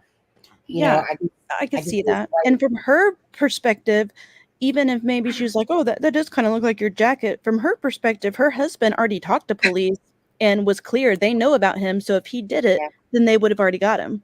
Right. Yeah. So like I said, that whole thing was a fail. And the fact that he even actually had notes on his own computer about the interview with him. And then, of course, hindsight, he's like, Doolin says, hold on. Who had notes? I'm sorry, I'm like behind today. Doolin. So Doolin said he had notes on his computer, that helped him recollect. Like, I don't know if it was back in 2022 or something like that. But he didn't recollect. Yeah, like he went back to his computer, whatever, did a search, and then then all of a sudden he recollected the interview with Richard Allen. Like once they found the tip, like once that lady found the tip, then it's like, oh yeah, right. I remember interviewing somebody about that time. And that's when he said he went back to his computer. Again, and then, another Ellie, I'm sorry to say the bad word, but another Ellie fuck up. Yeah. Strikes again. Yep. So we'll wrap this up, I think, now, guys. Yeah, I'm tired. Yeah. So CD, any last things about tonight or anything about the case? Whatever, it doesn't matter. I'm just interested in tomorrow to see what they're presenting with DNA. It's a catcher, so I think it's going to be interesting. Yeah. And, state's got to win next week. You know, they're gonna probably I think maybe they're done by next Thursday. They got. I was going to say, I was literally going to ask you that question. When do you think that they're going to wrap up? 4.5 days. By Thursday, I think they're going to be done. It might stretch till Friday, but I think by Thursday. Yeah. How long do you think the whole case is going to take?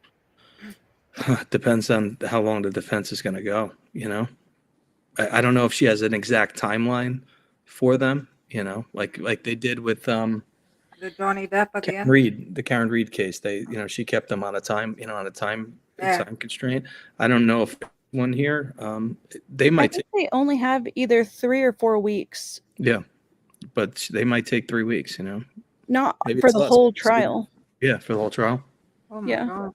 I was hoping they got a lot more. Defense has a lot more witnesses listed. Not that they're going to call them all, but they have a lot more. I want to say maybe it was 4 weeks, including jury selection. Because last time it was supposed to be 2 weeks, right? And they said that wasn't enough time. They said that wasn't enough time. Is it true that they have 150 witnesses? Or that was just a rumor? No, that's what I heard. The defense had at least. I thought even on one of the videos they said 80. They have listed. How many? 80?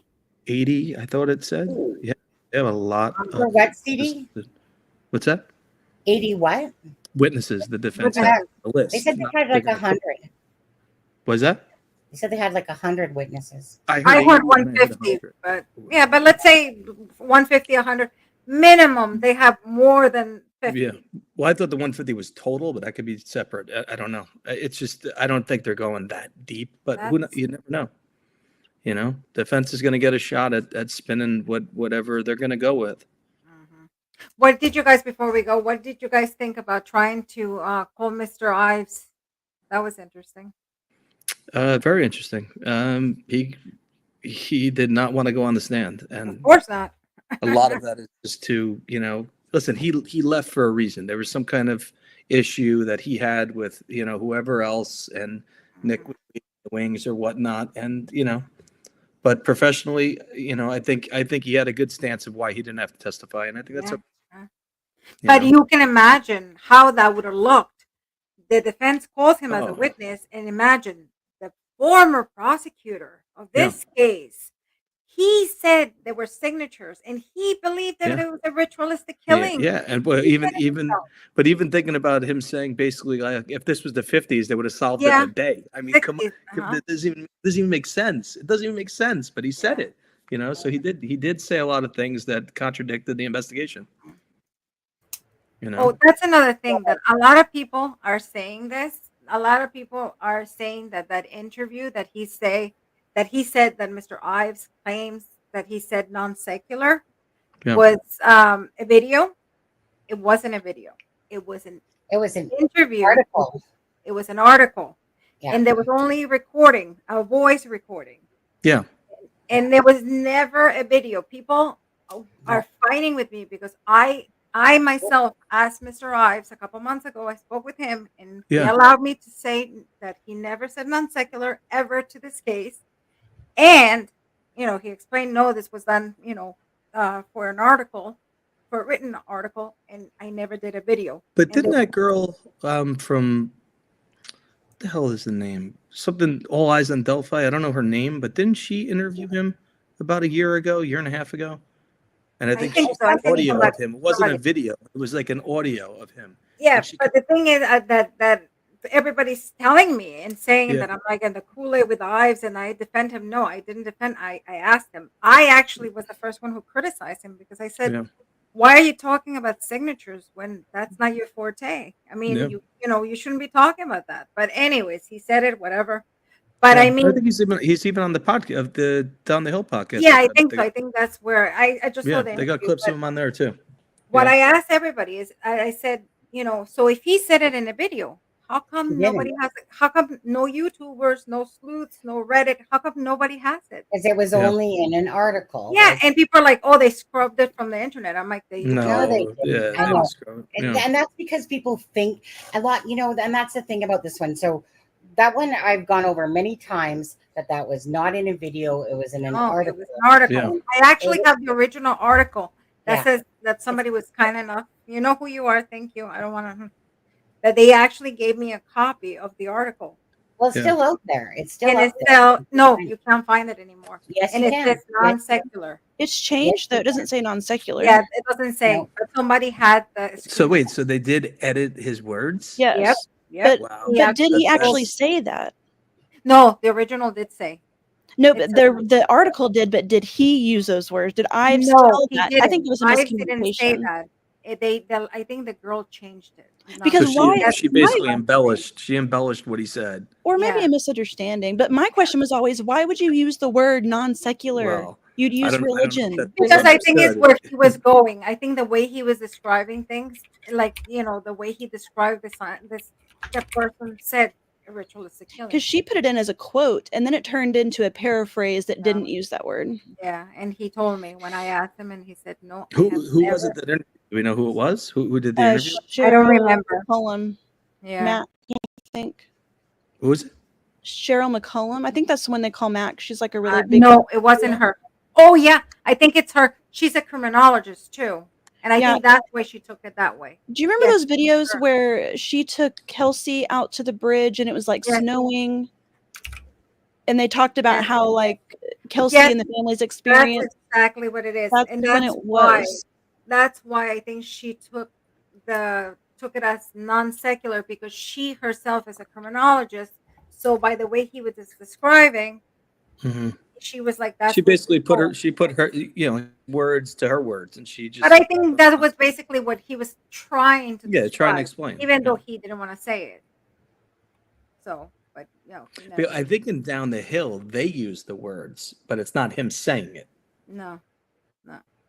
I don't know. He doesn't say it. I think what's her name? What's her name from what's her name? Cheryl. Is it Barbara McDonald from Down the Hill? Who did Down the Hill? I think it was Barbara McDonald. I get them confused. Yeah.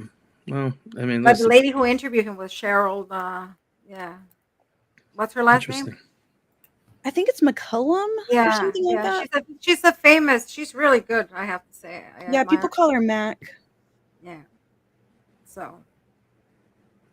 Interesting. Yeah. Well, we'll meet next week and let's see where it goes. That's all we could do. Day to day, and just it would be nice to be hearing it live. To what well, at least even if it's not live, even if they play it after court. Oh, anything to get us. But it's 2024, and it shouldn't be being relayed to us like it's the 1920s. That's what we're getting. Even though instantaneous, they're walking out of the courtroom and typing as fast as they can to put it up on X or wherever. It's just ridiculous. Yeah, and I can't stand secondhand. Travis is it Ives? And yeah, he doesn't testify. They something professionalism. I forget what they went with. Yeah, because he's not a professional. How is he going to go talk about ritualistic killing when he's not? Well, no, I think it was his professional standing as the no, and it was his opinion. No, yeah, no. But they also said that because basically like that's privy information of something that they said. Well, why he didn't have to testify? I mean, I would think he would have to. Hearing the reasoning, I don't. I think that's the correct way to go about it. I think so too. I knew I was going to get quashed as soon as I saw that. I was like, his words are coming back to repeat, but it is what it is. On him, yeah. Did you read Travis said scrub from the internet? That would be a first. Yeah, I know, right? Yeah, but I mean, you were telling me that no YouTubers, no sleuths, no Reddit, nobody has the interview. If it was a video, come on. Well, that's just it, and it's because they misremembered it. Yeah, you know how many lives, how many deep dives I've seen on Mr. Ives. That's the reason I said, you know what, screw it. I am going to take the liberty to text him myself, to message him, and it's good. It's good that you did that.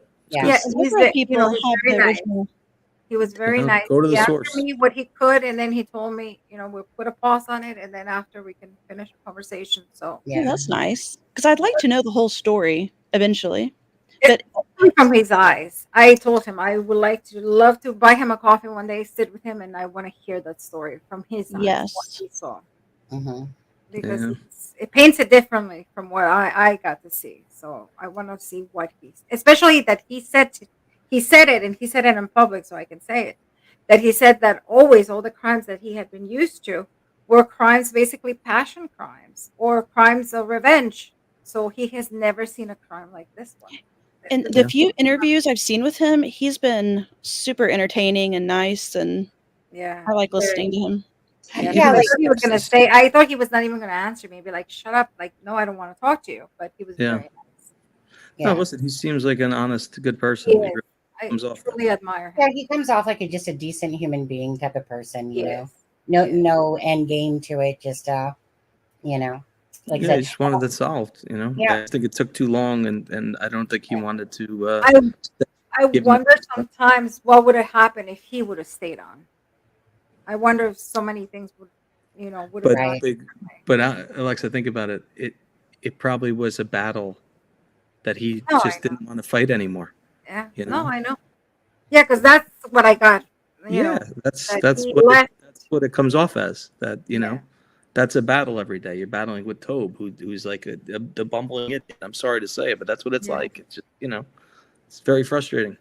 Yeah, it is. Yeah, he was. Well, I mean, the defense called him, right? He was like, no. Yeah, he said no. And for this certain reasons, and then Travis, if you just do a quick even search on X and you put his name in, it should come right up with what and was. both watched it, which I knew. Like I said, I knew that was going to happen. As soon as I even read that, I was just I read it too. I was like, no way he's going. Mm-mm. Especially because he's not an expert in it. He was just, saying things that, like I said, that he, and like you said, right? Like there's certain, like meaning, a criminal profiler or an expert talking about it, sure. But so maybe he spoke on. It's like asking, be called for a gun for the gun, as a gun expert. No, you can't. Yeah. Let me read this for Travis because I pulled it up. It's a limited appearance. Come now, Thomas O'Brien enters a limited appearance on behalf of Robert Ives, former prosecuting attorney in the above entitled cause. This appearance in make only to assist with the motion to quash subpoena. That's it. Mm-hmm. That was on, and then it goes into why. Yeah. I had the paperwork for that and all that. Yeah. Asked. Yeah, I mean, just look it up quickly on X. It's there. Okay. I agree, Ben. Did you read what Ben says? Different YouTuber commentators are putting their bias into the reporting. Yes, and especially those who are getting favors from the Trump's family. Imagine if you're getting a seat every day from them. How can you say something against them? But showing up at 8:50 and not being there 10 o'clock at night. These people are there from 10 o'clock at night sleeping in this seat. Yeah, that's. I mean, I'm sorry, but that's wrong. It's ridiculous. I'll be honest. If I was in that situation and somebody offered me a seat and I didn't have to do that, I probably would.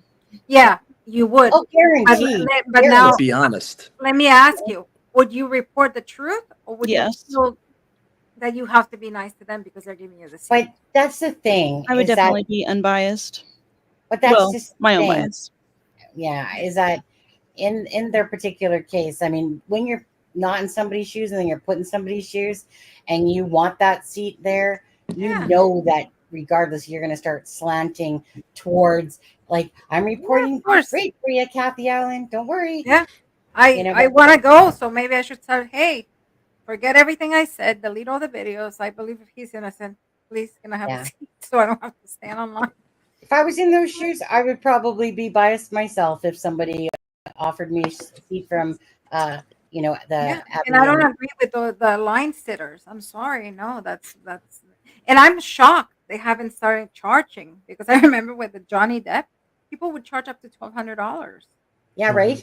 It's great. It really is crazy. They got chairs out there. They're doing the same thing. The Karen Reed case, they were doing that. They had the chairs out there, and if your chair was there, you could like sit in your car. I just never heard anything like this. It's crazy. Yeah, really crazy. It only takes one person. I'm going to bed. Yeah. Anyways, okay, you guys. We'll see what happens tomorrow, and we'll do this again. Looking forward to the confessions. Okay, thank you guys. Thanks, CD. Thanks, Alexa. Thanks, Ivy. Thank you, everybody. Have a good night. Stay safe. Yeah. Have a good night, guys. See you guys soon. Okay. Get that out there, Sonny. And Miss Dog Lover, thank you for the 2 super chats. And you're a good egg, Miss Dog Lover. Yeah, she's a good egg. Hit that outro. And 2007 whistleblower, thank you for becoming a member on this channel. So thank you guys. I like that outro music. It's the only reason I'm saying it, Sonny. What? The outro music. It's a good tune. Do you like the outro music? Yeah. You wanted me to play serious. it? No. Aren't you? You do every night. I'm going to play it. Yes, I am. I just wasn't sure. Did you thank all your people that were following on you? 152 on Twitter. Yeah. Thanks for hanging on that, people. That was awesome. Yeah. Hey, yeah, Twitter. it's pretty cool. Tweet. I don't care. I'm still not going to call it X. Sorry, Elon Musk. Yeah, me too. Because even if you go to their web page, it still says like Twitter, blah blah blah blah blah. You know, on my iPad, because my iPad won't update because it fucking sucks for memory. Anyways, so I still have my. Well, you can't see it, I don't think. Anyways, I still have my little. I still have my little blue bird. You have the little bird. Yeah, I don't have the X because it won't update. So it's like sucks to be you, Elon. I still got my bird, little tweet, Twitter. I'm sorry, but he told like tweet, Twitter. That's the whole point. You know, you're tweeting, Twittering, because you're talking to each other. What does X mean? Just X marks the spot. But do you know what I mean? At least Twitter meant tweeting, which meant chattering. I think the X is just his X from the SpaceX. It's the same design. Well, everything is X. His kid's name's X. Everything he does is pretty much underneath the X emblem. So I get it, but I don't like it. Anyways, Julie Melvin is cutting in line. Oh, don't even get me started there, please. I heard so many things that I'm gonna have a stroke. Yeah. Okay, guys, gonna play out the intro. Thank you, guys. Thanks, everyone. Have a great night. Have a good night. The world is cold.